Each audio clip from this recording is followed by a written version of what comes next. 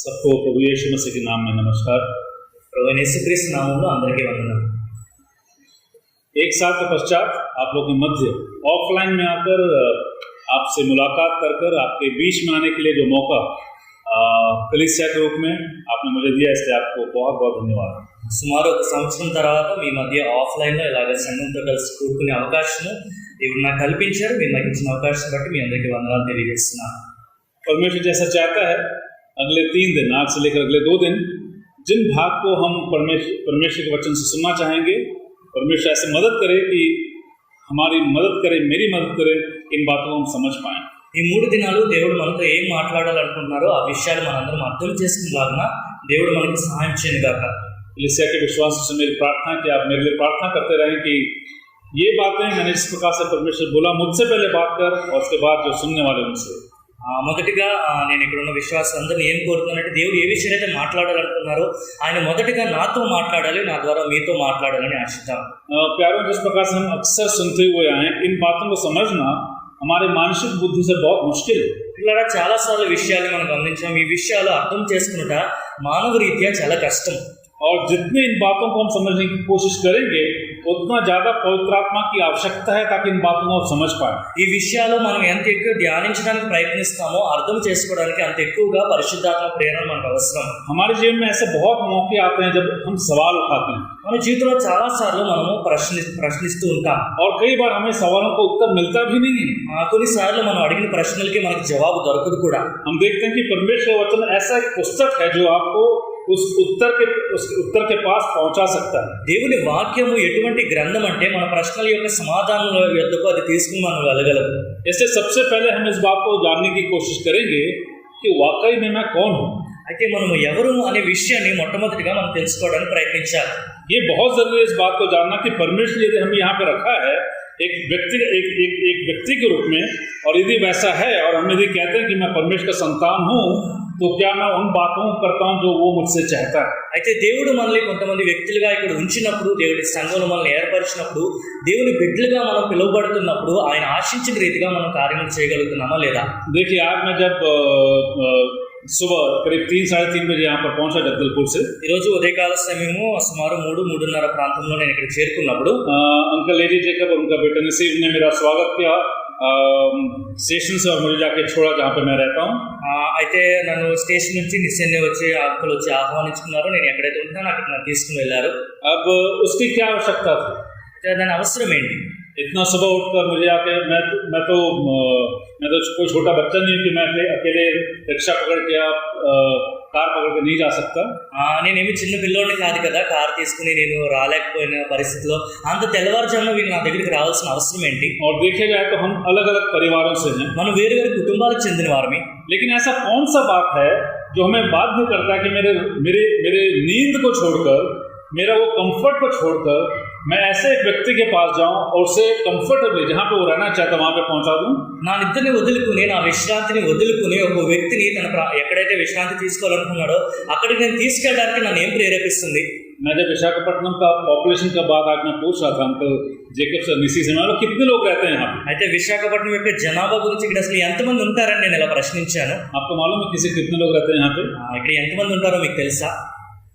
बोलिए 1 लाख, 10 लाख, 5 लाख, कितने लोग रहते होंगे? 1 లక్ష మంది ఉంటారా, 5 లక్షల మంది ఉంటారా, 10 లక్షల మంది ఉంటారా? इन बातों को जानना थोड़ा जरूरी है, तब हम इस बात को जान पाएंगे कि इतने लाखों लोगों के बीच मेरे पास ऐसे 2 लोग आए सुबह मुझे ट्रेन से लेकर होटल पहुंचाने के लिए और मुझे कंफर्टेबल करने के लिए।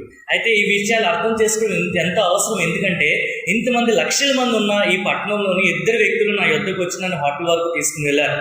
यारो, हम तो संसार को सिर्फ उतना ही जानते हैं जितना हमने सुना है या पढ़ा। వీళ్ళరా లోకం గురించి మనం ఎంత విన్నామో, ఎంత చదువుకున్నామో అంత మాత్రమే మనకు తెలుసు।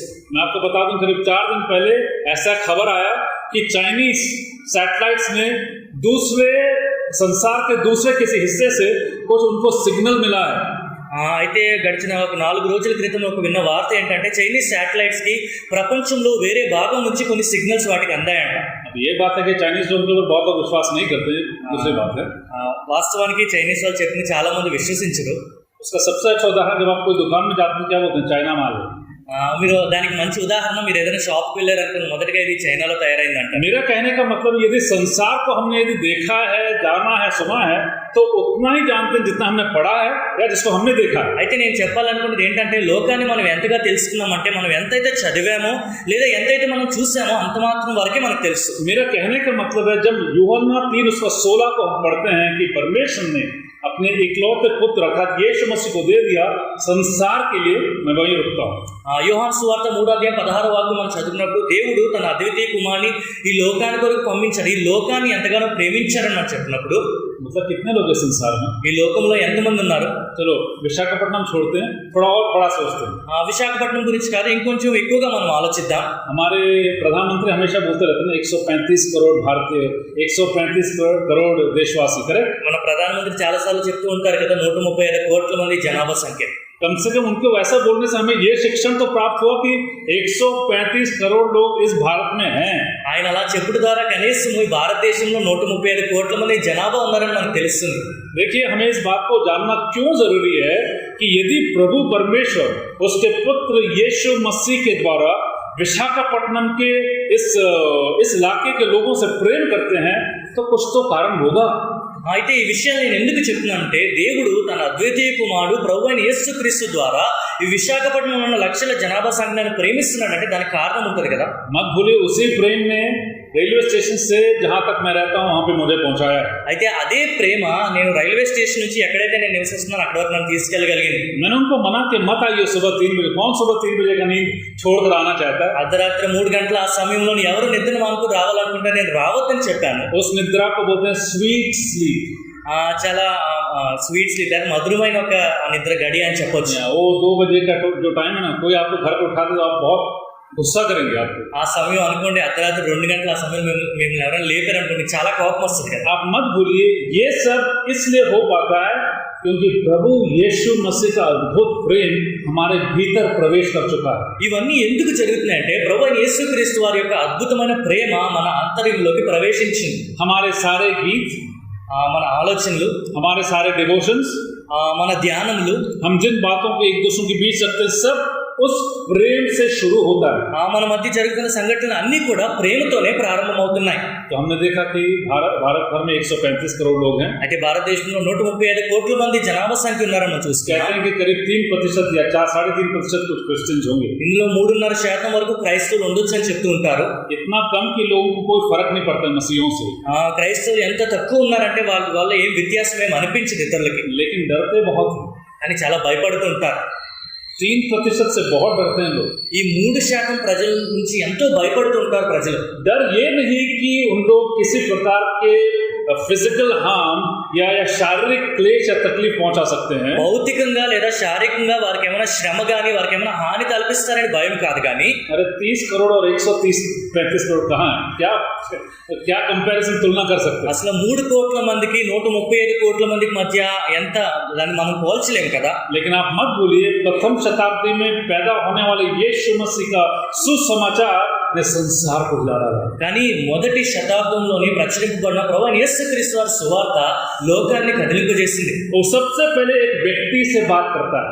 ఆయన మొదటిగా ఒక వ్యక్తితో మాట్లాడారు. यदि व्यक्तिगत बात प्रभु यीशु मसीह पवित्र आत्मा के माध्यम से हमसे नहीं करता तो आप और मैं सामूहिक रूप से इस प्रकार से इकट्ठे नहीं होते. ఒక వ్యక్తి ద్వారా పరిశుద్ధాత్మ ప్రేరేపణతో ప్రభువైన యేసుక్రీస్తు వారు మనతో మాట్లాడకపోతే సామూహికంగా మనం ఈ రోజు ఇలా కూడుకోలేము. इसलिए ये कलीसिया रूपक एक परिवार का रूप ले लेता है. అందుకే ఇది సంఘం అనే ఒక కుటుంబంగా ఉద్భవిస్తుంది. और इसलिए मसीह यीशु का जो परिवार है उसको हम कलीसिया कहते हैं. అందుకే ప్రభువైన యేసుక్రీస్తు వారి కుటుంబాన్ని మనం సంఘం అని చెప్తూ ఉంటాం. और इसलिए कोई मसीही परिवार को परमेश्वर के परिवार कलीसिया से अलग नहीं कर सकता. అందుకే ఒక క్రైస్తవ కుటుంబాన్ని దేవుని సంఘము నుంచి వేరు చేయలేరు. इनफैक्ट जिसको हम मसीही परिवार कहते हैं, it's a model of the church. వాస్తవానికి ఒక క్రైస్తవ కుటుంబం అనేది సంఘానికి సాదృశ్యంగా ఉంది. वैसा ही होना चाहिए परमेश्वर की कलीसिया, या वैसा ही होना चाहिए एक परिवार.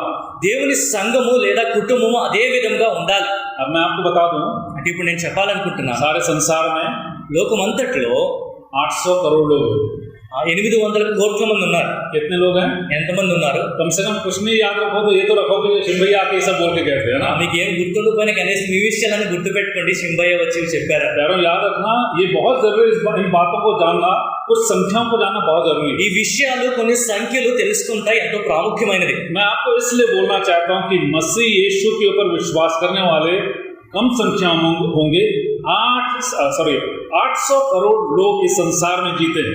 800 కోట్ల మంది ఈ లోకంలో జీవిస్తుండగా క్రైస్తవులు ప్రభువైన యేసుక్రీస్తు వారిని విశ్వసించిన వారు ఎంతో తక్కువ మంది ఉన్నారని నేను చెప్పాలనుకుంటున్నా. मैंने थोड़ा कोशिश किया, रिसर्च किया, थोड़ा पढ़ा तो पता चला कि विशाखापट्टनम में करीब 53 से 54 लाख लोग, almost 54 lakh people live in Visakhapatnam. ఈ విషయం గురించి నేను అధ్యయనం చేసి విశాఖపట్నంలో జనసంఖ్య ఎంత ఉంటుందో జనాభా గురించి లెక్క వేసి చూసినప్పుడు 53 నుంచి 54 లక్షల మంది విశాఖపట్నంలో నివసిస్తున్నారని తెలిసింది. So अगर 54 लाख लोग यहाँ पे रहते हैं, అనుకోండి 53 లక్షల మంది విశాఖపట్నంలో ఉంటుంటే और उस 54 लाख में 50 परिवार यहाँ पे आते हैं, ఈ 54 లక్షల మందిలోని ఒక 50 కుటుంబాలు ఇక్కడికి వస్తున్నారు आप అనుకోండి. मत बोलिए परमेश्वर बिना अपनी योजना के आपको और मुझे यहाँ पर नहीं लाया. దేవుడు ఆయన ప్రణాళిక లేకుండా మనల్ని ఇక్కడ తీసుకొచ్చారనే విషయాన్ని మీరు అలాగ అనుకోవద్దు. हम जाएंगे मरकुस समाचार की ओर. మార్కు సువార్త వైపు మనం వెళ్దాం. मेरे साथ चलेंगे उसके 12वें अध्याय में. మార్కు సువార్త 12వ అధ్యాయము. वहां पे एक कॉन्वर्सेशन को देखते हैं, एक बातचीत को हम देखते हैं, एक सवाल को हम देखते हैं. అక్కడ ఒక సంభాషణ, కొన్ని ప్రశ్నలను మనం చూడగలుగుతున్నాం.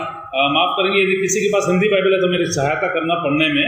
ఎవరి దగ్గర హిందీ బైబిల్ ఉంటే నాకు సహాయం చేయవచ్చు. मैं भी कोशिश करता हूँ क्योंकि मैं अंग्रेजी बाइबल से यूजली यूज करता हूँ प्रचार करने के लिए. నేను సాధారణంగా ఇంగ్లీష్ బైబిల్ వాడతాను కనుక హిందీ బైబిల్ ఎవరన్నా సహకరించవచ్చు. लेकिन हम चलेंगे मरकुस रचित सुसमाचार उसका 12वां अध्याय సరే, మార్కు సువార్త 12వ అధ్యాయము और उसके 28वें वचन से 28వ వాక్యం నుంచి उसके 34वें वचन तक हम पढ़ेंगे. 34వ వాక్యం వరకు మనం చూసుకుందాం. मरकुस mark chapter 12 and verse 28 to 34. Mark సువార్త 12వ అధ్యాయము 28 నుంచి 34 వచనములు. और हम इस बात को देखने की कोशिश करेंगे जिन बातों को हमने सुना है उसको दूसरे एक संदर्भ से देखते हैं. ఏ విషయాలైతే మనం విన్నామో మరొక సందర్భంలో మనం చూస్తూ ఉంటాం. क्योंकि ये सवाल किसी और से नहीं, जिस व्यक्ति के ऊपर आप और मैं विश्वास करते हैं उससे पूछा जाता है. ఏ వ్యక్తినైతే మనం ఏ వ్యక్తి అయితే విశ్వసిస్తున్నామో ఆ వ్యక్తిని ప్రశ్నింపబడిన ఒక ప్రశ్న ఇది. और यदि हमारे यहाँ पे 55, 53 या 65 लोग या 50 परिवार हैं, మన దగ్గర ఒక 50 కుటుంబాలు ఉన్నాయనుకోండి, हम सब एक ही बाइबल से पढ़ते हैं, మనందరం ఒకే బైబిల్ చదువుతాం, एक ही मसीह, एक ही प्रभु के ऊपर विश्वास करते हैं, ఒకే ప్రభు, ఒకే క్రీస్తుని మన విశ్వాసం ఉంచుతాం. और ये बहुत आवश्यक होता है कि हमारी सोच भी इसी वचन के आधार से, इसके भीतर से निकले. మన ఆలోచనలు కూడా ఈ వాక్య ఆధారం చేసుకుని వాక్య అంతరంగం నుంచి రావాలి అని ఎంత అవసరం. हम देखते हैं कि परमेश्वर हमसे कौन सी बातों को करना चाहता है. దేవుడు మనతో ఈ రోజు ఏం మాట్లాడాలనుకుంటున్నారో మనం చూద్దాం. हम देखेंगे उसका 28 वचन में एक इस प्रकार से सवाल उठता है. 28వ వాక్యంలో ఇటువంటి ప్రశ్న మనం ఒకటి చూస్తున్నాం. हम एक एक पद को पढ़ने की कोशिश करेंगे. ఒక్కొక్క వాక్యం మనం చదవడానికి ప్రయత్నిద్దాం. शास्त्रियों में से 12 and 28 शास्त्रियों में से एक ने आकर उन्हें विवाद करते सुना और यह जानकर कि उसने उन्हें अच्छी रीति से उत्तर दिया, उससे पूछा, सबसे मुख्य आज्ञा कौन सी है? మార్కు సువార్త 12వ అధ్యాయం 28వ వాక్యం మనం చదువుకున్నాం. శాస్త్రులలో ఒకడు వచ్చి వారు తర్కించుట విని ఆయన వారికి బాగుగా ఉత్తరం ఇచ్చినని గ్రహించి ఆజ్ఞలన్నిటిలో ప్రధానమైనది ఏదని ఆయనను అడిగాను. यदि हमसे कोई पूछे कि सबसे मुख्य आज्ञा कौन सी है, అన్నిటిలో ప్రధానమైన ఆజ్ఞ ఏది అని మనల్ని ఎవరైనా అడిగారు అనుకోండి, हम तो वही बोलेंगे जिसको प्रभु यीशु मसीह ने बोला. ప్రభువైన యేసుక్రీస్తు వారు చెప్పిందే మనం చెప్తాం. प्रभु यीशु मसीह से कौन पंगा लेना चाहता है?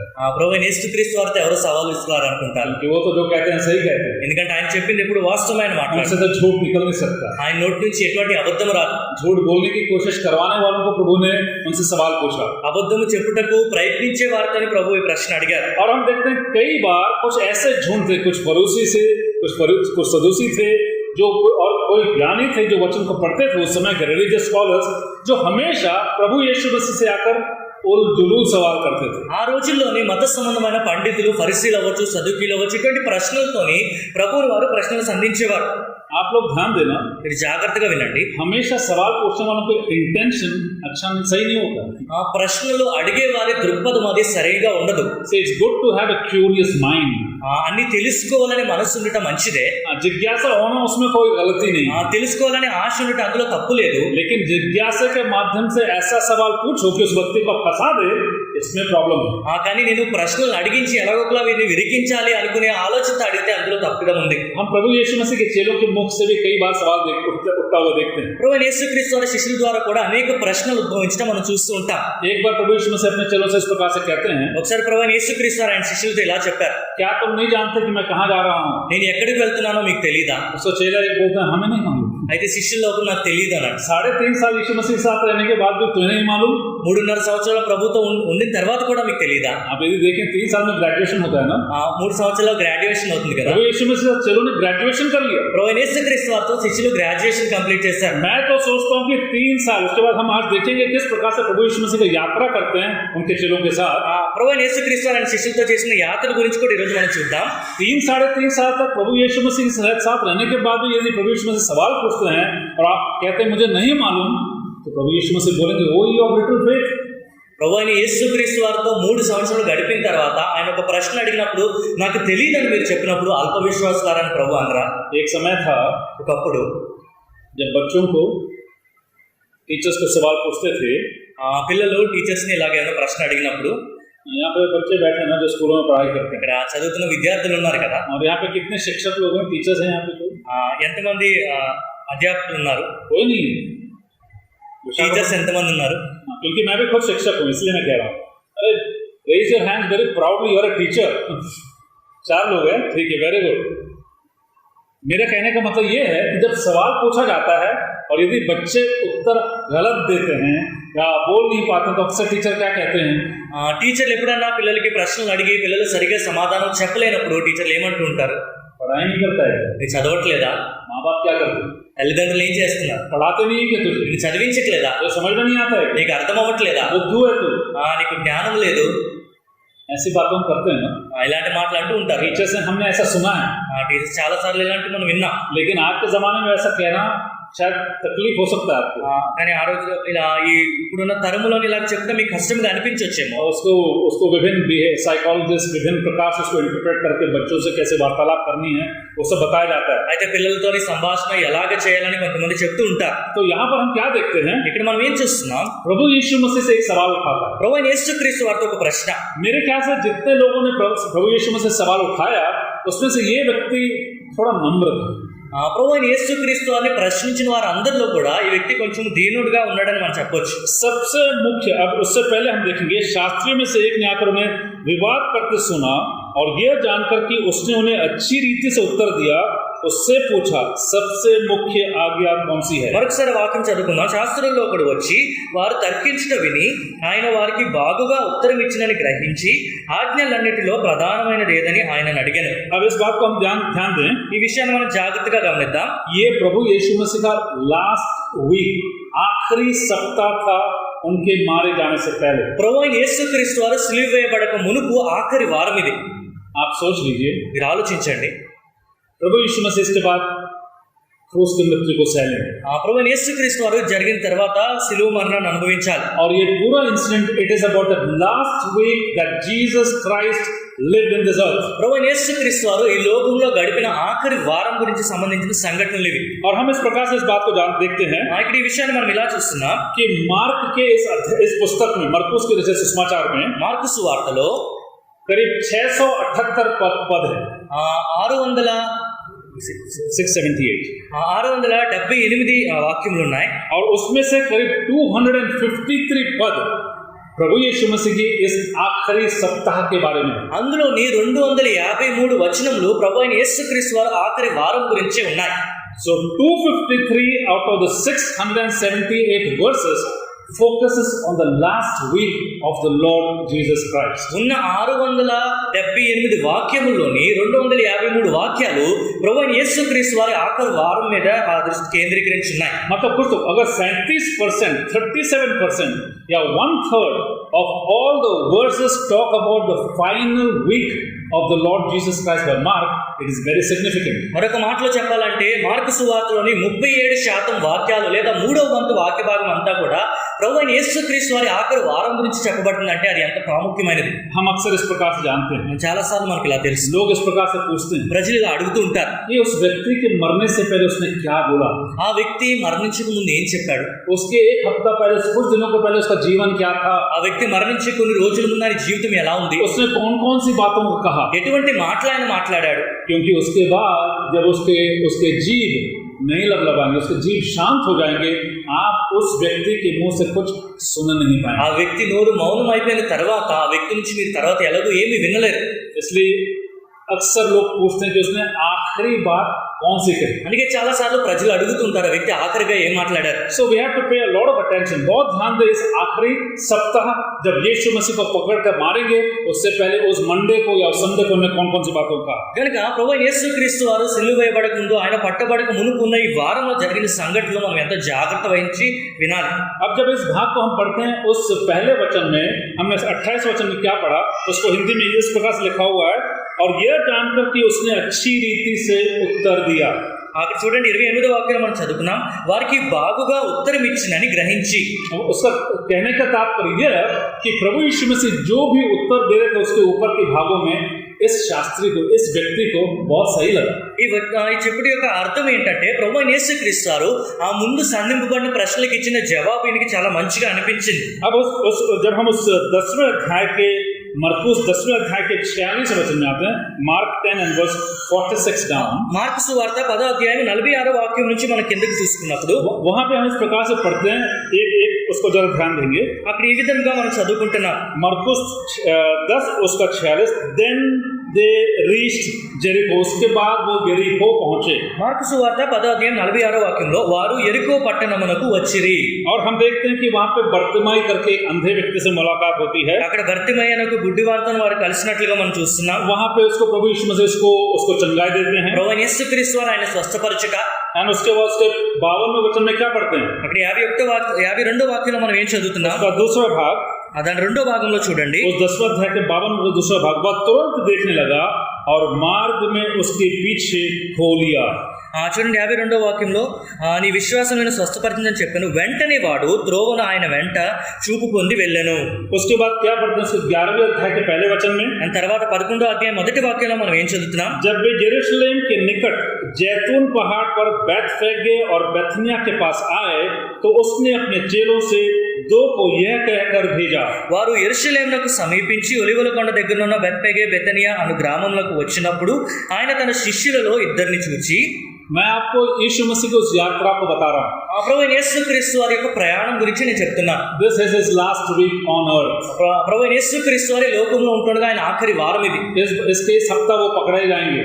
ఈ వారం తర్వాత ఆయన పట్టబడతారు. इसके बाद उनको क्रूस पर चढ़ाया దీని जाएगा. తర్వాత ఆయన సిలువ వేస్తారు. तो जो फिजिकल जो कांटेक्ट जिसको हम कहते हैं शारीरिक रूप से यीशु मसीह चेलों के मध्य, बाकी लोगों के मध्य होना, this is that last week. కనుక శారీరకంగా ప్రభువైన యేసుక్రీస్తు వారు ఆయన శిష్యుల మధ్య, ఇతరుల మధ్య ఉండుట ఇది ఆఖరి వారం. तो चलिए मेरे साथ प्रभु यीशु मसीह के साथ हम भी इस यात्रा को शुरू करते हैं. అంటే ప్రభువైన యేసుక్రీస్తు వారితో మనం కూడా ఈ యాత్రని మనం ప్రారంభిద్దాం. यीशु मसीह अपने चेलों के साथ फसह के उस त्योहार को मनाने के लिए यरूशलेम की ओर निकल पड़े. ప్రభువైన యేసుక్రీస్తు వారు ఆయన శిష్యులతో పాటు పస్కా పండుగ ఆచరించుటకు యెరూషలేము తట్టునకు ప్రయాణం ప్రారంభించారు. आपको थोड़ा समझाने के लिए मैं अरकू का उदाहरण लेता हूँ. మీకు అర్థమవుటకు అరకు గురించి నేను ఉదాహరణగా చెప్తాను. सोच लीजिए अरकू गलील का वो प्रदेश है. అనుకోండి అరకు గలీలు ఉన్న పట్టణం అనుకోండి. तो ये उत्तर में है.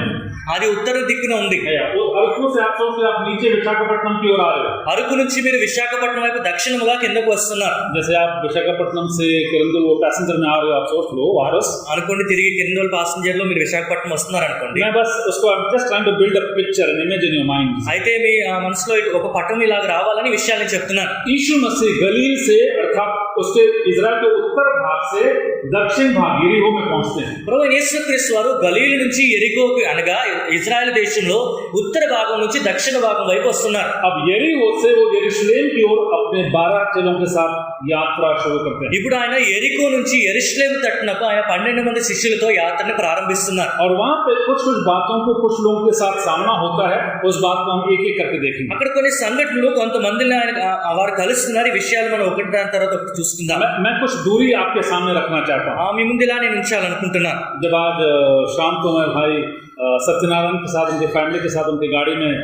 चर्च की जहाँ पे असेंबली हॉल के आ रहा था, ఈ రోజు సాయంత్రం సత్యనారాయణ వాళ్ళతో ఆ కుటుంబంతో కలిసి నేను చర్చికి వస్తున్నప్పుడు मैंने उनसे एक सवाल पूछा, ब्रदर ये कितना 4-5 किलोमीटर होगा? అయితే ఒక 4-5 కిలోమీటర్లు ఉంటుందా అని నేను అడిగాను. मेरा సహోదరుడు, कहने का मतलब यदि आप किसी जगह की ओर जाने की कोशिश करते हैं, आप उस दूरी को आप मापते हैं, you try to measure the distance so you can reach there on time. నేను ఈ విషయాలు ఎందుకు చెప్తున్నానంటే మీరు ఏదైనా ఒక స్థలానికి చేరుకోవాలనుకున్నప్పుడు అది ఎంత దూరం ఉందో ముందుగా మనం కొలుసుకుంటాం, తద్వారా మన సమయానికి వెళ్ళడానికి. अब देखिए प्रभु यीशु मसीह अपने चेलों के साथ फसह को मनाने के लिए उस त्योहार के समय वहां पे रहने के लिए यरूशलेम की ओर जा रहे हैं. ప్రభువైన యేసుక్రీస్తు వారు పస్కా పండుగ ఆచరించుటకు శిష్యులతో కలిసి యెరూషలేము తట్టునకు బయలుదేరారు. और हमने यहाँ पे देखा वो यरीहो पहुंचे. ఇప్పుడు ఆయన యెరికోలో ఉన్నారని మనం చూస్తున్నాం. कहते हैं कि यरीहो और यरूशलेम के बीच 24 किलोमीटर का फासला है. ఆ యెరికో నుంచి యెరూషలేము వరకు 24 కిలోమీటర్లు ఉందని చెప్తూ ఉంటారు. और इस प्रकार से देखते हैं कि यरीहो is around 250 meters below sea level. ఆ యెరికో సముద్ర మట్టం నుంచి 250 మీటర్లు లోతున ఉందని చెప్తూ ఉంటారు. आप सोचिए यरीहो समुद्र सी लेवल से, यहाँ पे नेवी वाले बहुत बैठे हैं, उनके लिए मीन सी लेवल सब बहुत से जानते होंगे, मीन सी लेवल से 252 मीटर नीचे है. సముద్ర మట్టం నుంచి 250 మీటర్లు లోతుకు ఉంది యెరికో పట్టణం. मैं सोच रहा था कि विशाखापट्टनम कितना ऊंचा है कितना नीचे. విశాఖపట్నం ఎంత ఎత్తు ఉందా లేదా ఎంత లోతు ఉందా నేను ఆలోచించాను. मैं देखिए around 45 metres above sea level. Visakhapatnam సముద్ర మట్టం నుంచి 45 మీటర్ల ఎత్తులో ఉంది. मतलब यहाँ पे अगर बाढ़ पहुंचा तो आप लोग मरेंगे नहीं इतना जल्दी, क्योंकि इतना ऊपर पानी पहुंचेगा. ఇక్కడ వరదలు వచ్చినా సరే ఎవరు మరణించరు, ఎందుకంటే నీళ్ళు అంత పైకి రావు. कहते हैं भारत में यदि बिकॉज ऑफ क्लाइमेट चेंज और सी लेवल ऊपर उठता है तो Mumbai will be the third city that will go under the sea. భారతదేశంలో ఒకవేళ ఏమైనా వాతావరణంలో మార్పులు కలిగి సముద్ర మట్టం కానీ పెరిగినట్లయితే ముంబై 3వ పట్టణంగా ఉంటుంది అది మునిగిపోవడానికి. बच्चे लोग ज्योग्राफी पढ़ते हैं, పిల్లలు జియోగ్రఫీ చదువుతూ ఉంటారు కదా, ये सब शायद आप पढ़ते होंगे. బహుశా ఈ విషయాలన్నీ మీరు చదువుతూ ఉంటారు.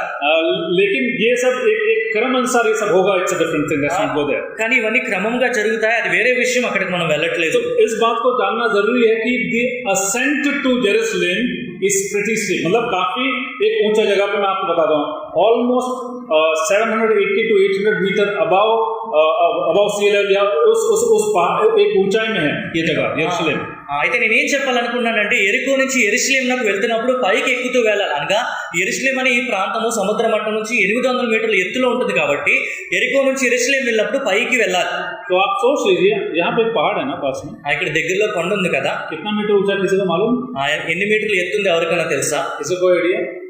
100, 200, 300 मीटर नहीं ना, थोड़ा पता कर लेना कितना मीटर क्या है. इस पहाड़ का नाम पता करने कल थोड़ी कोशिश करेंगे. So that we can imagine अगर यीशु मसीह अपने चेले यरूशलेम की ओर जा रहे हैं तो इस पहाड़ के ऊपर पहुंचने में कितना समय लगेगा. అయితే ప్రభువైన యేసుక్రీస్తు వారు శిష్యులతో కలిసి యెరూషలేం తట్టునకు వెళ్తున్నప్పుడు ఈ కొండ ప్రాంతం ఎక్కుటకు ఎంత సమయం పడుతుందో మీరు ఊహించుకోండి. आप मत भूलिए ये जो पूरा यात्रा है उसमें प्रभु यीशु मसीह का यात्रा आसान नहीं था. ఈ ప్రయాణం అంతట్లో కూడా ప్రభువైన యేసుక్రీస్తు వారి ప్రయాణం అంత సులువుగా లేదనే విషయాన్ని మనం గమనించాలి. 12 चेले उनके साथ हैं. ఆయనతో 12 మంది శిష్యులు ఉన్నారు. मैं कई बार सोचता हूँ చాలా సార్లు నేను ఇలాగ ఆలోచిస్తాను, 12 चेले के माता पिता या भाई बहन कुछ सोचते हैं लोग कहाँ जाते हैं हर दिन इस व्यक्ति के साथ. రోజు ఈ వ్యక్తితో కలిసి ఎక్కడికి వెళ్తున్నారని ఆ శిష్యులు తల్లిదండ్రులు ఏం అనుకోరా నేను ఆలోచిస్తూ ఉంటాను. आप लोग से कई बार लोग बोलते हैं क्या हर दिन तो असेंबली हॉल जाता है. ఆ రోజు ఎందుకు నువ్వు చర్చికి వెళ్తావు మీలో కొంతమంది ఎవరైనా అడగచ్చు. दोस्त या फैमिली पूछता है दूसरा कोई काम नहीं నీకు है. వేరే పని లేదా?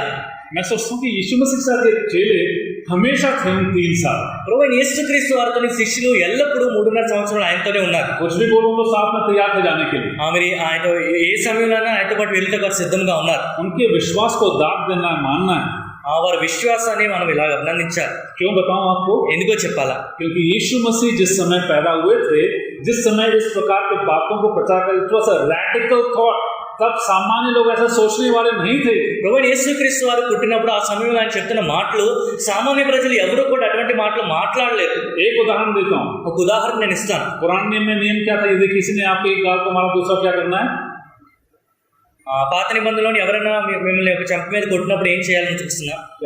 आंख के बदले आंख है ना, आंख के बदले आंख, ఆ కంటికి బదులుగా కన్ను అని మనం చదువుతున్న పాత నిబంధన ప్రకారం. मतलब आप बदला ले सकते हो. అంటే దానికి మీరు తిరిగి మీరు ప్రతీకారం తీర్చుకోవచ్చు. किसी ने आपके हाथ को काट दिया, ఎవరైనా మీ చేతిని నరికేశారనుకోండి, ये मेरा हक बनता है, it's my right to cut off the other person's hand. ఆ వ్యక్తి చేయి నరకడము అది నా కర్తవ్యంగా నేను చెప్పొచ్చు. ऐसे जमाने में यीशु मसीह आके बोलते हैं यदि तेरे गाल पर एक ने किसी ने चाटा मारा तो दूसरा गाल भी दिखा दो. ఈ సమయంలో ఇటువంటి సమయంలో ప్రభువైన యేసుక్రీస్తు వారు వచ్చి చెప్తున్నారు, ఎవరైనా మిమ్మల్ని ఒక చెంప మీద కొడితే మరొక చెంప మీద చూపించాలి. आप सोच लिए ऐसे एक जमाने में प्रभु यीशु मसीह आकर इस बात को बोलते हैं, इस बात को प्रचार करते हैं. इसलिए ये सोच यीशु मसीह जब इस बात को कहते हैं खड़े होकर, उनके शुरुआत के समय से लोग सवाल उठाना शुरू किए थे. కనుక ఇటువంటి ప్రజలు ఉంటున్న సమయంలోని ఎంతో వ్యతిరేకమైన మాటలు, ఇటువంటి మాటలు ప్రభు మాట్లాడారు కనుక ఎంతో మంది ప్రజలకి ఎన్నో ప్రశ్నలు తలెత్తారు. You are talking about 360 degree change. ఒక్కసారి మొత్తం మలుపు తిరిగిపోయేలాగా మీరు విషయాలు మాట్లాడుతున్నారు. मतलब यदि आप विशाखापट्टनम से विजयवाड़ा जा रहे हैं, అనుకోండి మీరు విశాఖపట్నం నుంచి విజయవాడ వెళ్తున్నారు, आपसे कह रहा है कि आप विशाखापट्टनम से विजयवाड़ा नहीं, विशाखापट्टनम से भुवनेश्वर जाओ. మీరు విశాఖపట్నం నుంచి విజయవాడ కాదు భువనేశ్వర్ వెళ్ళాలని ఎవరైనా इट्स చెప్పారు. A total change of thought. ఒక్కసారిగా మన ఆలోచనలన్నీ మారిపోవాలి. इसलिए कई बार हम जो मसीही या अपने आप को मसीही कहते हैं, हम अपने आप को विश्वासी कहते हैं, हमें लगता है कि ये बातें जो यीशु मसीह कहते थे बहुत आसान था और क्यों उस जमाने के लोग समझ नहीं पा रहे. చాలా సార్లు విశ్వాసులైన మనం ఎలాగ ఆలోచిస్తామంటే ప్రభువైన యేసుక్రీస్తు వారు ఎంతో సాధారణమైన మాటలు చెప్పారు కదా, అప్పుడున్న తరం వారు ఎందుకు ఇవి అర్థం చేసుకోలేదు అనుకుంటూ ఉంటాం. इसीलिए तो आज जब इन बातों कहते हैं लोगों से, कहते हैं कैसे आप बिना अच्छे कर्म किए बच सकते हो. కనుక ఇలాంటి విషయాలు మీరు మంచి క్రియలు చేయకుండా ఎలా రక్షింపబడగలరని ప్రజలు మనం అడిగిన एक बात को समझना, अच्छा काम करना कोई बेकार सी बात नहीं. మంచి పనులు చేయడం అనేది వ్యర్థముగా పోదు. अच्छे काम आप मसीह बनकर और गैर मसीह बन के भी आप कर सकते हैं. క్రైస్తవులుగా కూడా మీరు మంచి కార్యములు చేయొచ్చు, క్రైస్తవులు కాకుండా కూడా మీరు మంచి కార్యములు చేయొచ్చు. ऐसे तो हम कई बार देखते हैं कि कितने लोग हैं जो गैर मसीह हैं लेकिन बहुत से अच्छे काम करते हैं. ఎంతో మంది క్రైస్తవులు కాని వారు ఎంతో మంచి మంచి క్రియలు చేయడం మనం చూస్తూ ఉంటాం. आप सोचिए, so think about that time. आप उस जमाने के बारे में सोचिए जब प्रभु यीशु मसीह इन बातों को बताना चाहता है. It's a radical thought. ये एक बहुत ही विभिन्न प्रकार का एक विचार था. కనుక ఆ తరం వారి గురించి, ఆ సమయం గురించి మీరు ఆలోచించండి. అప్పుడు ఎవరికి రాని ఆలోచన, ఎంతో వ్యతిరేకమైన ఒక ఆలోచనతో ప్రభువైన యేసుక్రీస్తు వారు వారి మధ్యకి వచ్చారు. अब यीशु मसीह अपने चेलों के साथ यरूशलेम की ओर, उस पर्वत की ऊपर चढ़ रहे हैं. ప్రభువైన యేసుక్రీస్తు వారు శిష్యులతో పాటు యెరూషలేము పర్వతం వైపు తట్టు వెళ్తున్నారు. इस प्रकार से कहा जाता है कि वो 24 किलोमीटर का दूरी तय करेंगे, तब पैदल चलते थे, करीब 8 घंटे लगते थे. 24 కిలోమీటర్లు ఆ రోజులు ఎలాగ నడిచి వెళ్ళటకు సుమారుగా 8 గంటలు పట్టేది.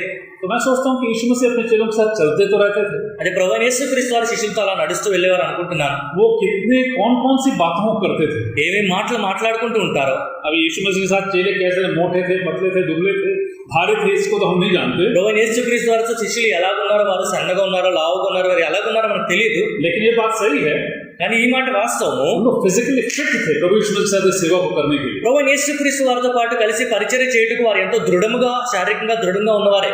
आज अपने आप को मजबूत करने के लिए कितनी सारी बातों को हम देखते हैं ना. ఈ రోజుల్లోని మనం శారీరకంగా దృఢంగా ఉండటానికి ఎన్ని విషయాలు చూస్తూ ఉంటాం. आसपास कितने सारे जिम खुल गए, ఆ చుట్టుపక్కల ఎన్నో జిమ్స్ చూస్తూ ఉంటాం. सब फिट रहना चाहते हैं. అందరూ కూడా చాలా దృఢంగా ఉండాలనుకుంటారు. जिसके पास गाड़ी है वो साइकिल चलाता है, బండి ఉన్న వాళ్ళందరూ సైకిల్ నడుపుతుంటారు. जिसके पास गाड़ी और साइकिल नहीं है तो उसके घर के अंदर ट्रेडमिल लगा के रखता है. ఒకవేళ సైకిల్ లేని వాళ్ళు ఇంట్లోనే ట్రెడ్మిల్ కొనుక్కుని మరి అందులో వాకింగ్ చేస్తుంటారు. यीशु मसीह के चेले, आप मत भूलिए, यीशु मसीह के साथ यीशु मसीह के चेले, यदि आप और मैं यीशु मसीह के चेले हैं तो वो हर कार्य करने के तैयार होना चाहिए जो यीशु मसीह आपसे और मुझसे चाहता है. అయితే మనం ప్రభువైన యేసుక్రీస్తు వారి శిష్యులుగా ఉంటుండగా ఆయన మనం ఏం చేయాలని ఆయన ఆశిస్తున్నారో, ఆయన కోరుకుంటున్నారో అది చేయటకు మనం సిద్ధముగా ఉండాలి. यारो आप और मैं बड़े आराम के जीवन बताते हैं. ప్రియులారా, మీరు నేను ఎంతో సాధారణంగా విశ్రమించే జీవితం జీవిస్తున్నాం. 2000 साल पहले ऐसा नहीं था. 2000 సంవత్సరాల క్రితం అది అలా లేదు. 2000 साल पहले आप सोच नहीं सकते थे शिव भैया को ऑनलाइन मीटिंग में पिछले साल बुला लेते हैं और हम लोग अपनी मीटिंग जूम में कर लेते हैं.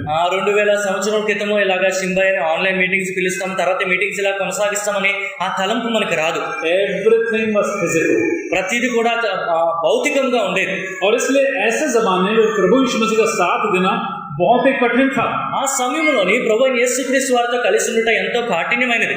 और वहां पे जब हम देखते हैं कि यीशु मसीह हम क्या पढ़ते हैं, बेथनी पहुंचते हैं అక్కడ ప్రభు అయిన యేసుక్రీస్తు వారు బెతనీ అనే గ్రామంలోకి చేరుకున్నారని చదువుతున్నాం. और वो एक रविवार का दिन था అది ఒక ఆదివారం మనం చూస్తున్నాం. और वहां पे पहुंचते यीशु मसीह कहते हैं उनसे कहना कि मुझे एक गधे के बच्चे की जरूरत है, यानी कि स्मॉल डोंकी. అక్కడికి వెళ్ళిన తర్వాత ప్రభు చెప్తున్నారు, మీరు వాళ్ళని అడగండి, నాకు ఒక గాడిద పిల్ల కావాలి. और वहां पे उनसे कहते उसको निकाल देना అది అక్కడ మీరు తీసుకురావాలి, కట్లు విప్పి తీసుకుని రావాలి. और मुझे उस डोंकी की आवश्यकता है कि मैं उस पे चलूं, गधी के बच्चे की आवश्यकता है. ఆ గాడిద 11వ అధ్యాయంలో మాటలు మనం చూస్తున్నాం, గాడిద పిల్ల దాని మీద వెళ్ళటకు నాకు అవసరం అని ప్రభు చెప్తున్నారు. हाँ, वहां पे उसके दूसरे वचन में पढ़ते हैं, गधी का बच्चा जिस पर कभी कोई नहीं चढ़ा, बंधा हुआ तुम्हें मिलेगा, कब उसे खोल लाओ. यदि तुमसे कोई पूछे ये क्यों करते तो कहना प्रभु को इसका प्रयोजन है. అయితే 2-3 వాక్యములు కానీ మనం చూసినట్లయితే, మీ ఎదుటిన్న గ్రామంలోకి వెళ్ళి అందులో మీరు ప్రవేశింపగానే కట్టబడి ఉన్న ఒక గాడిద పిల్ల కనబడును, దాని మీద ఏ మనుషుడు ఎప్పుడూ కూర్చుండలేదు, దాన్ని విప్పి తోలుకుని రండి, ఎవడైనాను మీరు ఎందుకు ఇలాగ చేయించినారని మిమ్మల్ని అడిగిన ఎడల అది ప్రభువునకు కావాల్సి ఉన్నదని చెప్పుడి. इसलिए हम we are reaching towards that place where the question is asked to the Lord Jesus. అయితే ప్రభు అయిన యేసుక్రీస్తు వారిని ప్రశ్న అడగబోయే ఒక సందర్భమునకు మనం చేరుకోబోతున్నాం. Yeah, so let's understand उसकी पृष्ठभूमि को थोड़ी समझने की कोशिश करेंगे कि ये सवाल क्यों पूछा जाएगा यीशु मसीह से. కనుక ప్రభు అయిన యేసుక్రీస్తు వారిని ఈ ప్రశ్న ఎందుకు అడిగారనే నేపథ్యంను అర్థం చేసుకోవడానికి మనం ప్రయత్నిద్దాం. तो यहाँ पे जब उनसे पूछा जाता है कि वो गधी के बच्चे को खोल के ले आना, అయితే ఈ గాడిద పిల్లని మీరు విప్పి తీసుకుని రావాలని ప్రభు ఆజ్ఞాపించినప్పుడు हम क्या करते हैं, అక్కడ మనం ఏం చదువుతున్నాం, हमने दे दिया. వారు ఇచ్చేసారని చూస్తున్నాం. कोई सवाल नहीं पूछा. వారెవరు కూడా ఏం ప్రశ్న అడగలేదు. वो क्यों नहीं पूछा कि किसको इसकी आवश्यकता है. ఇది ఎవరికి అవసరం అని వారు ఎందుకు అడగలేదు. आप सोच लीजिए, మీరు ఆలోచించండి. एजी जेकब अंकल आपसे कहते हैं, జేకబ్ అంకుల్ మీకు చెప్పారనుకోండి, वहाँ पे हुंडई का या सुजुकी का शोरूम है, అక్కడ హుండై లేదా సుజుకి షోరూమ్ ఉంది, उनसे बोला मुझे मेरी एक कार की आवश्यकता. అక్కడికి వెళ్ళి నాకు కార్ అవసరం అని మీరు చెప్పండి. और यहाँ से आप लोग 2 भाई लोग गए, अपना सत्यनारायण भाई गए, ఇక్కడ నుంచి కొంతమంది సహోదరులు సత్యనారాయణ అన్న కూడా వెళ్ళారు, और उनके साथ अपना भवानी भाई भी गए. అంతో పాటు భవాన్ అన్న కూడా వెళ్ళారు అనుకోండి. हम लोग अंकल से पूछेंगे, అంకుల్ అడుగుతారు కదా, अंकल क्या आप हमें बेवकूफ समझे हो, మాకు ఆలోచన లేదని మీరు అనుకుంటున్నారని అడగచ్చు. उन लोग कुछ सवाल आपने बुकिंग किया क्या अंकल, మీరు ఎవరు బుకింగ్ చేశారా, आप मुझसे कह रहे हो अचानक दिन उठते कि अभी तुम लोग जाओ हुंडई के शोरूम से तुम से गाड़ी लेके आ जाओ, మమ్మల్ని పిలిచి ఇలాగ హుండై షోరూమ్కి వెళ్ళి బండి తీసుకురండి మీరు చెప్తున్నారు. दोनों अंकल से पूछा, अंकल आपने एडवांस कितना दिया, पैसा कितना दिया, क्या लिखा पढ़ी किया. అంకుల్ మీరు బుకింగ్ చేశారా, అడ్వాన్స్ ఎంత ఇచ్చారు, ఏంటి ఈ ప్రశ్నలు అడుగుతారు. चलो उनके अंदर बहुत विश्वास करते हैं, ये सब कर लिया, उसके बाद लोग जाते हैं. అయితే అంకుల్ ఇవన్నీ చేసి ఉంటారని ఎంతో విశ్వాసంతో వెళ్ళిపోయారు అనుకోండి. शोरूम में पहुंचते हैं दोनों, షోరూమ్ లోకి వెళ్ళారు ఇద్దరు, एक दूसरे को देखते होंगे, ఒకరినొకరు చూసుకుంటూ ఉంటారు. नहीं कौन मारने वाला अपने को पकड़ के. మిమ్మల్ని ఎవరైనా పట్టుకుని కొడతారే. वहाँ पे जाके शोरूम के मैनेजर बोलते हमारे अंकल को एक गाड़ी की जरूरत है. మా అంకుల్కి ఒక బండి అవసరము. वो कितना सवाल पूछेगा, ఆయన ఎన్ని ప్రశ్నలు అడుగుతాడు కదా. एक दो हजार की गाड़ी, लाखों की गाड़ी है. అది కొన్ని వేలు ఖరీదయ్యే బండి కాదు, కొన్ని లక్షలు ఖరీదయ్యే బండి. बोलेगा किसने भेजा, మిమ్మల్ని ఎవరు పంపించారు, तो बोलेगा अंकल एजी जेकब ने भेजा. ఏజీ జేకబ్ అంకుల్ పంపించారని చెప్పి. बोलेगा आधार कार्ड दिखाओ उसका, ఆధార్ కార్డు చూపించండి, रसीद बताओ, రిసీప్ట్ నెంబర్ చెప్పండి, कितना तुमने एडवांस दिया, మీరు అడ్వాన్స్ ఎంత ఇచ్చారు. ये सारे क्वेश्चंस पूछेगा. ఈ ప్రశ్నలన్నీ అడుగుతారు. लेकिन जब यीशु मसीह पूछता है, सबको आजाद करना ही पड़ेगा, కానీ ప్రభు అయిన యేసుక్రీస్తు వారు అడిగినప్పుడు అందరూ కూడా స్వాతంత్రం చేయాల్సిందే. because he owns the cattle on 1,000 hills. ఎందుకంటే ఆయన వీటన్నిటి మీద అధికారం ఆయన కలిగిన వాడు. किरंदुल बालाडीला का वो पूरा माइन यीशु मसीह परमेश्वर का. కిరణ్డూలు కానీ బలాడీలు అక్కడ ఉన్న మైన్స్ అన్ని గనులన్నీ కూడా ఆయనవే. यदि प्रभु कहते हैं कि बालाडीला किरंदुल का माइन खुल जाए, पूरा विशाखापट्टनम के समुद्र में आके गिर जाए तो गिर भी जाए. కిరణ్డూలు బలాడీలలో ఉన్న ఈ గనులన్నీ కూడా అవి ఇక్కడికి వచ్చి విశాఖపట్నం సముద్రంలో పడిపోవాలని ఆజ్ఞాపిస్తే అది జరగాల్సిందే. क्योंकि हम अक्सर परमेश्वर को हमारी आंखों से देखते हैं, उसको हम छोटा देखते हैं. ఎందుకంటే దేవుడిని మన కళ్ళతో చూసినప్పుడు ఆయన చాలా తక్కువగా మనకు కనిపిస్తుంటారు. जिस वक्त परमेश्वर को प्रभु यीशु मसीह की नजरों से हम देखना शुरू करेंगे, तब हम जान पाएंगे कि हमारा परमेश्वर कितना महान है. ఎప్పుడైతే దేవుడిని ప్రభు అయిన యేసుక్రీస్తు వారి దృష్టిలో మనం చూస్తామో మన దేవుడు ఎంత గొప్పవాడో మనకు అర్థమవుతుంది. अक्सर मेरे से भी वो गलती होती है और मैं भी, मेरे अंदर भी उतना विश्वास नहीं है. చాలా సార్లు నా ద్వారా కూడా ఈ తప్పిదాలు జరుగుతుంటే నాలో కూడా అంత విశ్వాసం లేదు. अंकल एजी जेकब ने बोला, జేకబ్ అంకుల్ చెప్పారు उनके 3 बेटे हैं. ఆయన 3 కుమారులు ఉన్నారని చెప్పారు. और मेरे पिता मैथ्यू अब्राहम, उनके भी 3 बेटे थे. మాథ్యూ అబ్రహాం అంకుల్ కూడా 3 కుమారులు ఉన్నారు. हम लोग भी ऑलमोस्ट एक सिमिलर एज, और हम लोग उनसे थोड़े बड़े हैं. అందరూ కూడా ఒకే వయసుకు చెందిన వాళ్ళు, మేము కొంచెం వయసులో కొంచెం పెద్దవాళ్ళు. यहाँ जो जॉर्जी बैठा है ఇక్కడ జోషి అని కూర్చుని ఉన్నారు. वो मेरे साथ स्कूल में, हम लोग एक साथ एक हॉस्टल में 2 साल थे. వీరిద్దరూ కలిసి హాస్టల్లో 2 సంవత్సరాలు గడిపారు. 2 साल के बाद उसको मम्मी पापा बहुत ज्यादा आगे तो छोड़ के आगे, मैं वहीं पे रह गया. 2 సంవత్సరాల తర్వాత తల్లిదండ్రులు జ్ఞాపకం వచ్చి విడిచిపెట్టి వచ్చేసాడు. मेरा कहने का मतलब ఈ విషయాలు నేను ఎందుకు చెప్తున్నానంటే, कि यदि जिन बातों को या जिस परमेश्वर की सेवकाई के लिए परमेश्वर ने परमेश्वर दास अंकल एजी जी को बुलाया था, ఏ దేవుని పరిచర్య నిమిత్తం అయితే దేవుడు జేకబ్ అంకుల్ని ఇక్కడ పిలుచుకున్నారు, यदि परमेश्वर अपनी सेवकाई के लिए मेरे पिताजी को बुलाए थे, దేవుడు ఆయన పరిచర్య నిమిత్తము అన్ని వాళ్ళ తండ్రిని కూడా పిలిచినట్లయితే, हम अक्सर भूल जाते हैं उनके साथ उनकी पत्नियां भी उस बुलाहट में को सुनकर गए थे. ఆ పిలుపులోని వారితో పాటు వారి భార్యలు కూడా ఉన్నారనే విషయం చాలాసార్లు మర్చిపోతూ ఉంటాం. परमेश्वर के दासियों ने जो सेवकाई अपने दासों के साथ किया, उसका प्रतिफल है ये. దేవుని దాసులతో కలిసి చేసిన పరిచర్య యొక్క ప్రతిఫలమే ఇది. और यदि परमेश्वर ने अंकल के द्वारा सेवकाई को किया, उनका एक विश्वास था. అంకుల్ ద్వారా దేవుడు ఎంత పరిచర్య చేశారంటే వారి విశ్వాసమే. और यदि उस विश्वास का कि आंखों से उसने प्रभु को बिना किसी के और देखे सेवकाई किया, तो परमेश्वर ने उन्हें उसको उत्तर भी दिया, फल भी दिया. ఆ విశ్వాసం యొక్క కన్నులతోని ఎటువంటి సందేహం లేకుండా దేవుని పరిచర్య చేశారు కనుక దేవుడు మార్గాలు సరళ పరిచర్యని ఇలా అభివృద్ధి చేశారు. मैं अक्सर कहता हूँ कि मेरे अंदर उतना विश्वास नहीं है. నాలో అంత విశ్వాసం లేదని చాలాసార్లు చెప్తూ ఉంటాను. जो मेरे माता पिता में है, నా తల్లిదండ్రులు ఉన్న విశ్వాసము, जो मेरे दोनों भाइयों में है, మా సహోదరులిద్దరిలో ఉన్న విశ్వాసము, इसलिए वो पूर्णकालीन सेवक है. అందుకే వారు పూర్తిగా సేవలో ఉన్నారు. और इससे फिर बाकी मैं सेक्युलर सेवा करता हूँ. అందుకే నేను ఇలాగ బయట మిగతా కార్యములతో పాటు నేను పరిచయం చేస్తాను. प्रभु यीशु मसीह के ऊपर विश्वास करना एक बात है, ప్రియులారా, ప్రభువైన యేసుక్రీస్తు వారిని విశ్వసించుట ఒక ఎత్తు అయితే, लेकिन प्रभु यीशु मसीह के ऊपर विश्वास रखकर प्रभु की सेवकाई करना दूसरी बात है. ప్రభువైన యేసుక్రీస్తు వారి యందు విశ్వాసం ఉంచి ఆయన పరిచర్య చేయడం అది మరొక ఎత్తు. इसलिए परमेश्वर के तमाम दासों को जो विश्वास के साथ उनकी सेवकाई करते हैं, उनको मेरा प्रणाम. అందుకే దేవుని దాసులు ఎంతో విశ్వాసంతో వారు పరిచర్య చేస్తారు, వారికి నేను వందనాలు తెలియజేస్తున్నాను. क्योंकि मैं एक पासवान, एक इवेंजलिस्ट का बेटा, एक सेवक का बेटा हूं, मैं जानता हूं तकलीफें क्या क्या होती हैं. ఎందుకంటే నేను ఒక దేవుని దాసుని కుమారుడు కాబట్టి శ్రమలు ఎలా ఉంటాయో నాకు తెలుసు. लेकिन बड़े धन्यवाद के साथ मैं परमेश्वर को इस बात को करना चाहता हूं, उसके कारण कोई कमी हमारे जीवन में हुई नहीं. కానీ ఎంతో కృతజ్ఞత ఈ మాట నేను చెప్పాలనుకున్నా, వారి చేసిన పరిచర్య దానికి కారణం వల్ల మన జీవితంలో ఎటువంటి పొదువు కనిపించలేదు. यारों, आपके जीवन में तकलीफ नहीं है? ప్రియులారా, మీ జీవితంలో సమస్యలు లేవా? है. ఎన్నో సమస్యలు ఉంటాయి. क्या ఆगे जाके तकलीफ नहीं होगा? ముందు సమస్యలు ఉండవని మీరు अरे చెప్పారు. होगा. ఉంటాయి. प्रभु यीशु मसीह को नहीं छोड़े तो हमें कौन छोड़ेगा? ప్రభువైన యేసుక్రీస్తు వారి కాక మనకి ఎవరు విడిచిపెడతారు? मेरा कहने का मतलब है, ये जो विश्वास जिसकी बातों को हम यीशु मसीह के अपने चेलों के माध्यम से देखते हैं, ये और पक्का होने वाला है. ఈ విశ్వాసము ప్రభువైన యేసుక్రీస్తు వారి శిష్యుల ద్వారా మనం చూసే విశ్వాసము మరింత దృఢంగా అవ్వబోతుంది. मत भूलिए, यीशु मसीह एक ऐसे समय में आए जब संसार का विश्वास और कुछ था. లోకమంతటి విశ్వాసం మరొక ఎత్తుగా ఉంటున్న సమయంలో ప్రభువైన యేసుక్రీస్తు వారి లోకానికి వచ్చిన విషయాన్ని మనం మర్చిపోకూడదు. यहाँ पर हम देखते हैं कि प्रभु यीशु मसीह अपने चेलों के साथ यरूशलेम की ओर जाते हैं, ఇక్కడ ప్రభువైన యేసుక్రీస్తు వారి ఆయన శిష్యులతో కలిసి యెరూషలేము తట్టునకు వెళ్తున్నారు. और वहां पे उस 11 अध्याय, मरकुस 11 अध्याय आगे क्या पढ़ते हैं? మార్కు సువార్త 11 అధ్యాయంలో ముందుకు మనం ఏం చదువుతున్నాం? और उसके 8-9 पद में पढ़ते हैं, बहुतों ने अपने कपड़े मार्ग में बिछाए और उन्होंने खेतों में से डालियां काट काट कर फैला दी. जो उसके आगे आगे जाते और पीछे चले जाते थे, पुकार पुकार कर कहने जाते थे, होशन्ना, धन्य है वो जो प्रभु के नाम से आता है. 8-9 వాక్యాలు మన మార్కు సువార్త 11 అధ్యాయంలో చదువుకుంటున్నాం. అనేకులు తమ బట్టలను దారి పొడుగును పరిచి, కొందరు తాము పొలముల్లో నరికిన కొమ్మలను పరిచిరి, మరియు ముందు వెళ్ళుచుండు వారును వెనుక వచ్చుచుండిన వారును, జయము ప్రభువు పేరట వచ్చేవాడు స్తుతింపబడును గాక. और उसके बाद हमारे पिता दाऊद के राज्य जो आ रहा है, धन्य है आकाश में होशन्ना. వచ్చుచున్న మన తండ్రి అయిన దావీదు రాజ్యము స్తుతింపబడును గాక, సర్వోన్నతమైన స్థలములో జయము. इस बात को भी ध्यान रखेंगे. ఈ విషయాన్ని కూడా మనం గమనిద్దాం.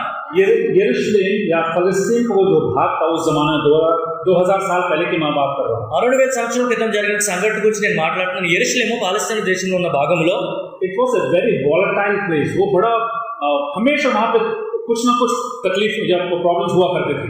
అక్కడ ఎప్పుడు కూడా ఏదో ఒక సమస్యలు ఉండే ప్రాంతం అది. क्योंकि इस बात को ना भूलें, वो जो यरूशलेम या इजराइल का वो भाग था, it was a meeting place पूर्व से जो आते थे लोग, उनके लिए पश्चिम की ओर जाने के लिए एक मीटिंग, एक जंक्शन था। ఆ రోజుల్లోని యెరూషలేము ఇజ్రాయెల్ ప్రాంతములో ఇది ఎటువంటి ప్రాంతం అంటే తూర్పు నుంచి వచ్చిన వారు పడమరకు వెళ్ళుటకు అదొక జంక్షన్ లాగా చూసేవారు. और यहूदी जो इजराइल थे हमेशा वो अपनी आइडेंटिटी, अपनी पहचान को बनाए रखने की कोशिश करते थे. ఇజ్రాయెల్లోనే నివసించే యూదులు ఎల్లప్పుడూ కూడా వారు వ్యక్తిత్వాన్ని, వారి గుర్తింపుని నిలబెట్టుకోవడానికి వారు ప్రయత్నించేవారు. उस जमाने में रोम का आधिपत्य था उस जगह के ऊपर. ఆ రోజుల్లోని రోమియా వారు ఆధిపత్యం ఉండేది ఆ ప్రాంతంలో. और इजराइल की कोशिश क्या थी कि रोमियों से वो पिंड छुड़ा ले, अपने हाथ छुड़ा ले. ఇజ్రాయెల్ ప్రజలు ఎలాగైనా సరే రోమీ సామ్రాజ్యం నుంచి విడిపించుకోవాలని వారి ఆలోచన ఉండేది. जैसा हमारी हालत थी 1947 से पहले. 1947 సంవత్సరం దానికి ముందు మన పరిస్థితి ఉండినట్లుగా. हम जानते हैं 1947 में हमको आजादी मिली. మనకి 1947 సంవత్సరంలో స్వాతంత్ర్యం వచ్చింది మనందరికీ తెలుసు కదా. हम जानते हैं कि 1948 में Israel got recognised as a land, as a country. 1948 సంవత్సరంలోనే ఇజ్రాయెల్ ఒక దేశంగా ఉద్భవించిన సంగతి మనకు తెలుసు. लेकिन इजराइलियों की आइडेंटिटी का जो जो जो जो कार्य था, पहचान, उनका अपना पहचान, ये हजारों साल पहले से. కానీ ఇజ్రాయెల్ వారి దేశం యొక్క గుర్తింపు వేల సంవత్సరాల క్రితం నుంచే ఉంది. मैं क्यों इन बातों कह रहा हूँ? ఈ విషయాలు నేను ఎందుకు చెప్తున్నానంటే यहाँ पे हमने क्या पढ़ा? ఇక్కడ మనం ఏం చదువుకున్నాం? उस आखिरी पद में हमने क्या पढ़ा? ఆఖరి మాటలో మనం ఏం చదువుకున్నాం? हमारे पिता दाऊद का राज्य जो आ रहा है, धन्य है, आकाश में होशन्ना. వచ్చుచున్న మన తండ్రి అయిన దావీదు రాజ్యము స్తుతింపబడును గాక, సర్వోన్నతమైన స్థలములలో జయము. इजराइलियों के इतिहास में सबसे महान राजा कोई था तो वो था राजा दाऊद. ఇజ్రాయెల్ ప్రజల చరిత్రలోనే అందరికన్నా గొప్ప రాజు ఎవరైనా ఉన్నారంటే అది దావీదు మహారాజు. यहूदी लोग हमेशा इस बात की बाट जो they were waiting for a king to arrive and set them free from Roman bondage. యూదులు ఎల్లప్పుడూ కూడా మా కొరకు ఒక రాజు ఉద్భవిస్తాడు, రోమీ సామ్రాజ్యం నుంచి మమ్మల్ని విడిపిస్తాడని వారు ఆశతో వారు ఉన్నారు. आजादी को सिर्फ वही लोग जानते हैं जिसने आजादी पाने के लिए मेहनत की. స్వాతంత్ర్యము పొందుకున్నటకు కష్టపడిన వారికి మాత్రమే స్వాతంత్ర్యం గురించి అర్థమవుతుంది. 1947 आपके लिए और मेरे लिए सिर्फ एक डेट है. 1947 సంవత్సరం మీకు నాకు మనందరికీ అది ఒక తారీఖులా మాత్రమే ఉంది. लेकिन जिन लोगों ने उस 1947 में भारत को आजादी दिलाने के लिए मेहनत किया है, वो जानते हैं आजादी का असली रस या उसका स्वीटनेस. కానీ భారతదేశంలో 1947 సంవత్సరంలో స్వాతంత్రం తీసుకొచ్చేటకు కష్టపడిన వారికి అసలు స్వాతంత్రం యొక్క విలువ తెలుస్తుంది. यहाँ पे लोग इस बात को ऐलान कर रहे थे, चिल्ला चिल्ला के कह रहे थे, होशन्ना, हमारे राजा दाऊद का राज्य आने वाला है. ఇక్కడ ఉన్న ప్రజలు గట్టి గట్టిగా అరిచి హోసన్నా జయము వచ్చుచున్న మన తండ్రి అయిన దావీదు రాజ్యము స్తుతింపబడును గాక అని అరుస్తున్నారు. तो आप समझ गए ना how the people of Palestine और इजराइल के वो लोग, यहूदी लोग, इस बात की कोशिश में थे कि कैसे मुझे रोमियों से छुटकारा मिला, और इसलिए ऐसे कार्य करने के लिए हमेशा रोमियों के साथ उनका झड़प होता था. కనుక ఇజ్రాయెల్ ప్రజలు లేదా యూదులు అక్కడి నుంచి వారికి స్వాతంత్ర్యం వచ్చేటకు వారికి రాజు వస్తున్నాడనే విషయాన్ని ఎటువంటి భావనతో వారు గట్టిగా అరిచి చెప్తున్నారు, రోమీ సామ్రాజ్యం నుంచి ఎలాగ విడిపించుకోవాలని ఆలోచిస్తున్నారో మనకి ఇక్కడ అర్థమవుతుంది. आप लोग बरब्बा को जानते हैं? మీకు బరబ్బా తెలుసు కదా? जानते हैं आप लोग बरब्बा को? బరబ్బా మీ అందరికీ తెలుసు కదా? हमारा मित्र, हाँ बहुत हमारा ఆయన మన స్నేహితుడు. बरब्बा यहूदियों के लिए बहुत प्यारा था. బరబ్బా యూదులకి ఎంతో ప్రియుడు. बरब्बा को आजादी कैसे मिली? బరబ్బాకు స్వాతంత్ర్యం ఎలా లభించింది? How did Barabbas get his freedom? బరబ్బాకి తన స్వాతంత్ర్యం, విముక్తి ఎలా లభించింది? कैसे मिला? ఎలా లభించింది? यीशु मसीह को क्रूस दे. ప్రభువైన యేసుక్రీస్తు వారికి సిలువ వేయడం ద్వారా. बरब्बा कौन था? బరబ్బా ఎవరు? कौन था? सिर्फ बहनों को मालूम, भाई को नहीं मालूम. సహోదరులకు మాత్రమే తెలుసు. बरब्बा कौन था? బరబ్బా ఎవరు? उसके बारे में वो जो ट्रांसलेशन है बड़ा विचित्र है. कुछ लोग उसको डाकू कहते हैं, कुछ लोग चोर कहते हैं, but actually he was a rebel fighting against Romans. కొంతమంది ఆయన దొంగ అని చెప్తుంటారు, కొంతమంది ఆయన హంతకుడు అని చెప్తుంటారు, కానీ ఆయన రోమీలకి విరుద్ధంగా పోరాడే ఒక విప్లవకారుడు అని చెప్పొచ్చు. आज के भाषा में उसको फ्रीडम फाइटर आप कह सकते हैं, इजरायली की नजरों से. ఇజ్రాయెల్ వారి దృష్టిలో చూసినట్లయితే స్వాతంత్ర యోధుడు, పోరాటం చేసిన వాడు అని చెప్పొచ్చు. इसलिए आप मेरे साथ समझें कि प्रभु यीशु मसीह अपने चेलों के साथ उस यरूशलेम की ओर जा रहे थे. जो उनके चारों तरफ जो माहौल था, it might not have been exactly nice जैसे हम सोचते हैं। కనుక ప్రభువైన యేసుక్రీస్తు వారు యెరికో నుంచి శిష్యులతో పాటు యెరూషలేము తట్టు వెళ్తున్నప్పుడు మనం అనుకుంటున్నట్లుగా అంతగా ప్రశాంతంగా సమాధానకరమైన వాతావరణం ఉండి ఉండదు। अब देखिए क्या होता है, ఇక్కడ చూడండి ఏం జరుగుతుంది। बेथनी में थे, బెతనియా గ్రామంలో वहां ఉన్నారు, से वो चढ़ते हैं అక్కడ నుంచి వారు ఇంకా పైకి వెళ్తున్నారు, और वो पहुंचते यरूशलेम की ओर। యెరూషలేము తట్టునకు వారు ప్రయాణం చేస్తున్నారు। मेरे साथ उस 11 वचन को देखिए, chapter 11, mark chapter 11 and verse 11। చూడండి మార్కు సువార్త 11వ అధ్యాయము 11వ వాక్యం। अब प्रभु यीशु मसीह क्या करते हैं, ప్రభువైన యేసుక్రీస్తు వారు ఏం చేస్తున్నారు? आप लोग सब मेरे साथ इस यात्रा में है ना, మీరందరూ నాతో పాటు యాత్రలో ఉన్నారు కదా। दिस इज संडे, मत भूलना ये संडे है। ఇది ఆదివారం విషయాన్ని మర్చిపోవద్దు। मैंने आपको बोला कि 37% of Mark is focused on this last week of the Lord Jesus Christ। Mark సువార్తలో 37% ప్రభువైన యేసుక్రీస్తు వారు ఆఖరి వారం మీద కేంద్రీకరింపబడి ఉందని నేను చెప్పాను। अब वो यरूशलेम अपने चेलों के साथ बेथनी से यरूशलेम पहुंचते हैं। కనుక ఆయన శిష్యులతో పాటు బెతనియా గ్రామం నుంచి యెరూషలేము తట్టుకు వెళ్తున్నారు। अब देखिए, चलो let's continue with this journey. ఇప్పుడు మనం అలా కొనసాగిద్దాం। यरूशलेम पहुंचकर वर्स 11, यरूशलेम पहुंचकर मंदिर में आया और चारों ओर सब वस्तुओं को देखकर बारों के साथ बेथनिया गया, क्योंकि सांझ हो गई थी। 11వ అధ్యాయం 11వ వాక్యం మనం చదువుకుందాం। ఆయన యెరూషలేమునకు వచ్చి దేవాలయంలో ప్రవేశించి చుట్టూ సమస్తమును చూచి సాయంకాలం అయినందున 12 మందితో కూడా బెతనియాకు వెళ్ళెను। अब देखिए यीशु मसीह क्या करते हैं, ప్రభువైన యేసుక్రీస్తు వారు ఏం చేస్తున్నారు చూడండి। सुबह निकलते हैं, ఉదయం బయలుదేరారు, चेलों के साथ శిష్యులతో పాటు लोगों से मुलाकात होती है। ప్రజలందరినీ కలిశారు। They climbed that 24 kilometers, it takes about 8 घंटे उनको पैदल चलकर उन्हें यरूशलेम पहुंचे। యెరూషలేము అనే ఎత్తైన ప్రాంతంలోకి చేరుకొనుటకు వారు 24 కిలోమీటర్ల వరకు సుమారు 8 గంటలు పట్టి ఉంటుంది ఈ ప్రయాణంలో। वहां पे क्या देखते हैं, అక్కడ వారు ఏం చూస్తున్నారు? one of the ancient wonders of the world, the temple at Jerusalem। యెరూషలేములో ఉన్న మందిరము అప్పట్లోని ప్రపంచంలో ఉన్న అద్భుతాలు ఒకటిగా దీన్ని పరిగణించేవారు। यरूशलेम मंदिर की खास उसकी विशेषता को यदि पढ़ना चाहते हैं तो you have to go back to what Solomon did. యెరూషలేము మందిరం యొక్క ప్రత్యేకత మీరు అర్థం చేసుకోవాలనుకుంటే సొలొమోను నిర్మించిన మందిరమును మీరు చదవాలి। यारों सोना था, అంత బంగారంతో it ఉండేది। was one of the wonders of the ancient world।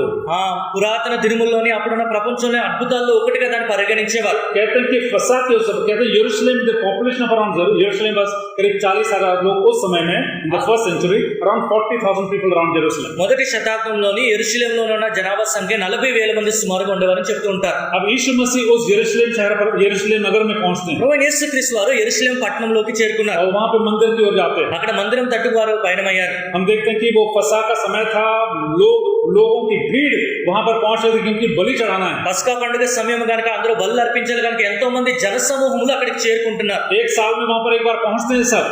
సంవత్సరానికి ఒకసారి వారు అందరూ అక్కడ చేరుకుంటారు। और आप जानते हैं कि जब भी फेस्टिवल्स या इस प्रकार के का समय होता है तो बड़ा उल्लास और आनंद का समय होता है। ఇలాంటి పండుగలు వారు ఆచరించినప్పుడు ఎంతో ఆనందంగా ఎంతో ఉత్సాహంగా వారు ఆచరిస్తుంటారు। और यीशु मसीह वहां पर क्या देखते हैं, ప్రభువైన యేసుక్రీస్తు వారు ఏం చూస్తున్నారు? यीशु मसीह चारों ओर देखते हैं, क्या देखते हैं, అక్కడ ఆయన చుట్టూ సమస్తమును చూచి चारों ओर सब वस्तुओं देखकर बारों के साथ बेथनिया गया। సాయంకాలం అయినందు 12 మందితో కూడా బెతనియాకు వెళ్ళెను। ऊपर गए सुबह, ఉదయం పైకి వెళ్ళారు, वहां पे थे, అక్కడ ఉన్నారు, उस यरूशलेम के उस मंदिर को देखे, యెరూషలేము యొక్క మందిరం చూశారు, बेथनी की ओर वापस उतरते हैं। తిరిగి బెతనియా వైపు వారు బయలుదేరి దిగుతున్నారు। हम देखते हैं कि बेथनिया में उनके सामने उन लोगों ने अपने अपने कपड़ों को, वस्त्रों को बिछाया था। బెతనియా దగ్గర వారి ఎదుట ప్రజలందరూ కూడా వారి బట్టలు ఎలాగ వేస్తారో మనం చూస్తాం। कहते हैं करीब 2.5 किलोमीटर है यरूशलेम से नीचे आप जब बेथनी में आते हैं। యెరూషలేము నుంచి బెతనీకి ఎందుకు వచ్చినప్పుడు 1.5 కిలోమీటర్ ఉందని చెప్తుంటారు। मैंने आपसे कहा कि वो जो पर्व का समय होता है, उस समय कहते हैं कि उस जमाने में करीब 2 लाख लोग उस यरूशलेम में प्रवेश करते थे। ఆ రోజుల్లోని సుమారుగా ఈ పండుగ సమయంలో 2 లక్షల మంది యెరూషలేము పట్టణంకి వచ్చేవారని చెప్తూ ఉంటారు। तो मैं आपको ये बताना चाहता हूँ, కనుక నేనేం చెప్పాలనుకుంటున్నానంటే माहौल बड़ा अच्छा लगता है, అక్కడ చాలా మంచిగా వాతావరణం అనిపిస్తుంది। खासकर क्योंकि आप एक साल में एक बार वहां पे आने वाले हैं। ప్రత్యేకించి సంవత్సరానికి మీరు కేవలం ఒక్కసారి మాత్రమే అక్కడికి వెళ్తారు। एकदम त्योहार है, पर्व है, सब यहूदी आए अपने बच्चों के साथ, परिवारों के साथ वहां पे बलि चढ़ाने के लिए जो भी उनके पास है, मेमना या कबूतर या छोटा सा पक्षी, कुछ ना कुछ लेकर आए हैं। అంత పండుగ వాతావరణం అంతా యూదులందరూ వారి కుటుంబాలతో పిల్లలతో అందరూ కలిసి వస్తారు। వారి దగ్గర ఉన్న మేకలు దూడలు పొట్టేలు తీసుకుని వస్తారు, అక్కడ బలులు అర్పిస్తూ ఉంటారు। और उनके माँ बाप अपने बच्चों के साथ बंदे असेंड टुवर्ड्स यरूशलेम, తల్లిదండ్రులు వారి పిల్లలతో యెరూషలేము తట్టు ఇలా పైకెక్కుతూ ఉంటారు। वो अपने उस अद्भुत मंदिर की ओर जब जा रहे हैं, ఆ అద్భుతమైన మందిరం తట్టు వారు వెళ్తున్నప్పుడు माता पिता अपने बच्चों से कहते हैं, ये देखो परमेश्वर हमारे लिए क्या किया है। తల్లిదండ్రులు పిల్లలకు చెప్పుకుంటారు, చూడండి దేవుడు మనకి ఏం చేశారు। द टेम्पल, जो परमेश्वर मंदिर या वो मंदिर जो यरूशलेम में है, इट इज अ मेमोरियल। वो इस बात को बताता है कि पहले इन लोग की अवस्था क्या थी, अब वो क्या हो गया। యెరూషలేము మందిరంని యూదులు చూసినప్పుడు మునుపు వారి స్థితి ఎలాగుండేది, ఇప్పుడు వారి స్థితి ఎలాగుంటుందో జ్ఞాపకం చేసుకుంటూ ఒక జ్ఞాపకగా దాన్ని చూసేవారు. उसको क्या कहते हैं? पास ओवर। దాన్ని పస్కా పండుగ అని చెప్తూ ఉంటారు. पास ओवर का मतलब क्या है? ఇంగ్లీష్ లోని పాస్ ఓవర్ అని దాని అర్థం ఏంటి? पास ओवर పాస్ ఓవర్ అని చెప్పినప్పుడు దాని అర్థం ఏంటి? हट जाना, అని దాటి వెళ్ళుట, या चले जाना, అక్కడ నుంచి వెళ్ళిపోవుట, और टू मूव थिंग्स। అక్కడ నుంచి ముందుకు వెళ్ళుట. माता पिता अपने बच्चों को ये बताते थे, తల్లిదండ్రులు పిల్లలకి ఇదే నేర్పించేవారు. बच्चे पूछते अपन क्यों जा रहे हैं वहां అయితే మనం ఎందుకు అక్కడికి వెళ్తున్నాం, वहां पे क्या करने वाले हैं? అక్కడ మనం ఏం చేయబోతున్నాం? तो बोलते हैं मत भूलो, మీరు మర్చిపోవద్దు, एक समय आप और मैं किसी और के अधीन थे। ఒకప్పుడు నీవు నేను ఇంకెవరో ఆధీనం కింద ఉండేవారు. अभी तो हम रोमियों के अधीन हैं, ఇప్పుడు రోమి సామ్రాజ్యం వారి ఆధిపత్యం కింద మనం ఉన్నాం. लेकिन एक समय था हम मिस्रियों के अधीन थे। కానీ ఒకప్పుడు ఐగుప్తు వారి కింద మనం ఉండేవారు. उनकी अधीनता से వారి ఆధిపత్యం నుంచి, परमेश्वर ने हमें बचाया। వారి అధికారం నుంచి దేవుడు మనల్ని రక్షించాడు. परमेश्वर ने ऐसे लोगों को दिया जो हमारे ऊपर राज्य करते थे, మన మీద రాజ్యం అటువంటి వారి ఎదురు దేవుడు మనం और ఉంచాడు. हम उस मंदिर के बाहर के पक्ष में, उस कक्ष में जाएंगे जहां पर हम एक बलि चढ़ाएंगे। ఇప్పుడు మనం ఎక్కడైతే బలి అర్పించబోతున్నామో ఆ మందిరం యొక్క ఆంగణంలోకి వెళ్ళబోతున్నాం. तो ऐसा एक माहौल था। కనుక ఇటువంటి వాతావరణం అది. यीशु मसीह देखते हैं, ప్రభువైన యేసుక్రీస్తు వారిని చూస్తున్నారు. वहां पर कुछ नहीं पढ़ते हैं, అక్కడ మనం ఏం చదవట్లేదు. वहां पे कुछ वार्तालाप हुई, किसी में नथिंग अबाउट इट। ఏమైనా సంభాషణ జరిగిందా లేదా దాని గురించి మనం ఏమీ చదవట్లేదు. जीसस क्राइस्ट ऑब्जर्व, हमने ध्यान से देखा वहां पे क्या हो रहा है, और अपने चेलों के साथ बैठने में नीचे आते हैं। ప్రభువైన యేసుక్రీస్తు వారి చుట్టూ సమస్తము జాగ్రత్తగా అక్కడ చూచి తిరిగి ఆయన శిష్యులతో కలిసి బెతనియాకు వస్తున్నారు. और हम क्या उसके 12वें वचन को देखें, Be with me in this journey। ఈ యాత్ర మనం కలిసి వెళ్దాం. 12వ వాక్యం చూడండి. दूसरे दिन जब वे बेथनिया से निकले तो उसको भूख लगी। మరునాడు వారు బెతనియా నుండి వెళ్ళుచుండగా ఆయన ఆకలి కొని. अब देखिए ये सोमवार, this is Monday, okay. Sunday को यीशु मसीह जाते हैं वहां पे यरूशलेम, वहां से नीचे आते हैं बेथनी की ओर। Now it is a Monday. కనుక ఇది మీరు గమనించండి, ఆదివారం ప్రభువైన యేసుక్రీస్తు వారు మందిరం వైపు వెళ్ళారు, తిరిగి వస్తున్నప్పుడు ఇది సోమవారం. और वहां पे हम क्या पढ़े, उसको 15 वचन में, फिर वे यरूशलेम में आए और वो मंदिर में गया, वहां जो लेन देन कर रहे थे उन्हें बाहर निकालने लगा, और सराफों की पीढ़ी और कबूतर बेचने वाले की चौकियां उलट दी। 15వ వాక్యం మనం ఇలా చదువుతున్నాం. వారు యెరూషలేమునకు వచ్చినప్పుడు ఆయన దేవాలయంలో ప్రవేశించి దేవాలయంలో క్రయ విక్రయములు చేయవారిని వెళ్ళగొట్టను ఆరంభించి రూకలు మార్చే వారి బల్లలను గువ్వలమ్ము వారి పేటలను పడద్రోసి. और वहां पे इस प्रकार से देखते हैं कि वहां पे जो धंधा कर रहे थे मंदिर में, అక్కడ ఎంతమంది వ్యాపారము విక్రయాలు చేస్తున్నారని చదువుతున్నాం. उनको वो निकालते हैं वहां से, అక్కడ నుంచి వారిని తరిమి వేస్తున్నట్లుగా మనం చూస్తున్నాం. और उसके आगे क्या, उसके 17 वचन के दूसरे भाग में क्या यह नहीं लिखा है, वर्स 17 सेकंड पार्ट, क्या यह नहीं लिखा है कि मेरा घर सब जातियों के लिए प्रार्थना का घर कहलाएगा। 17వ వాక్యం మనం చదువుతున్నాం. నా మందిరము సమస్తమైన అన్ని జనులకు ప్రార్థనా మందిరం అనబడనని రాయబడలేదా? और उसके 19 वचन में क्या, व्हाट डू वी वर्स 19, 19వ వాక్యంలో ఏం చదువుతున్నా? सांझ होते ही वे नगर से बाहर चले गए। సాయంకాలం అయినప్పుడు ఆయన పట్టణంలో నుండి బయలుదేరెను. इस प्रकार से समझा जाता, हो सकता है he come back again to Bethany with his disciples because it is not too far, just 2.5 kilometers. కనుక 1.5 కిలోమీటర్ మాత్రమే కనుక మరొకసారి ఆయన ఇలా తిరిగి బెతనీ వచ్చారు శిష్యులతో అని మనం భావించవచ్చు. और हम उसके आगे, फिर उसके आगे हम इस प्रकार से पढ़ते हैं। దాని తర్వాత మనం ఏం చదువుతున్నాం? अगेन ऑन ट्यूसडे, మంగళవారము यीशु मसीह और उनके चेले, ప్రభువైన యేసుక్రీస్తు వారు ఆయన శిష్యులతో वो वापस यरूशलेम की ओर जाते हैं, తిరిగి యెరూషలేము తట్టుకు వెళ్తున్నారు. और उसमें उस वार्तालाप को हम पढ़ते हैं। यीशु मसीह से उसके चेले पूछते हैं कि इससे पहले आपने जो उस अंजीर के पेड़ को आपने शाप किया था, देखो वो तो सूख गया। ప్రభువైన యేసుక్రీస్తు వారు అక్కడ ఉన్న శిష్యులతో వారి సంభాషణ చెట్టు ఎలాగే ఎండిపోయింది వీటి గురించి మాట్లాడటం మనం చూస్తున్నాం. हम उसके 27 मार्क 11 and verse 27, మార్కు సువార్త 11:27 వాక్యంలో ఈ మాటలు మనం చదువుతున్నాం. फिर यरूशलेम में आए और जब वो मंदिर में टहल रहा था तो प्रधान याजक और शास्त्री और पुरानिया उसके पास आकर उसे पूछने लगे. 27వ వాక్యంలో వారు యెరూషలేమునకు తిరిగి వచ్చిరి.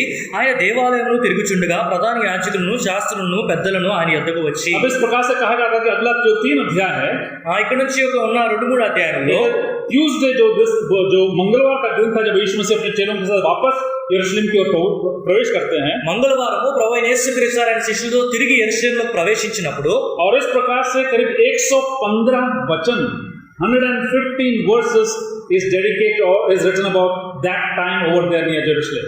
ఆ రోజుల్లోనే ఆ సమయంలోని యెరూషలేములో ఉన్న సంఘటన గురించి సుమారుగా 115 వాక్యములు ఉన్నట్లుగా ఇక్కడ మనం చూస్తున్నాం. Tuesday has a description, मतलब मंगलवार को 115 वचनों में 115 वाक्यों में बताई गई, क्योंकि उसका डिटेल उसका जो अहमियत थी उस बात को समझने की कोशिश करेंगे। ఆ మంగళవారము ఎంత ప్రాముఖ్యమైనదో మనం అర్థం చేసుకోవడానికి ప్రయత్నిద్దాం. ఎందుకంటే ఆ మంగళవారంలోనే కేవలము 115 వచనములు ఈ సువార్తలో ఇవ్వబడ్డాయి. अब देखिए మీరు గమనించండి 28वां वचन, 28వ వాక్యం. तू ये काम किस अधिकार से करता है और ये अधिकार तुझे किसने दिया है कि तू ये काम करे। నీవు ఏ అధికారం వలన ఈ కార్యములు చేయుచున్నావు, వీటిని చేయుటకు ఈ అధికారం నీకు ఎవడిచ్చినను అడిగిరి.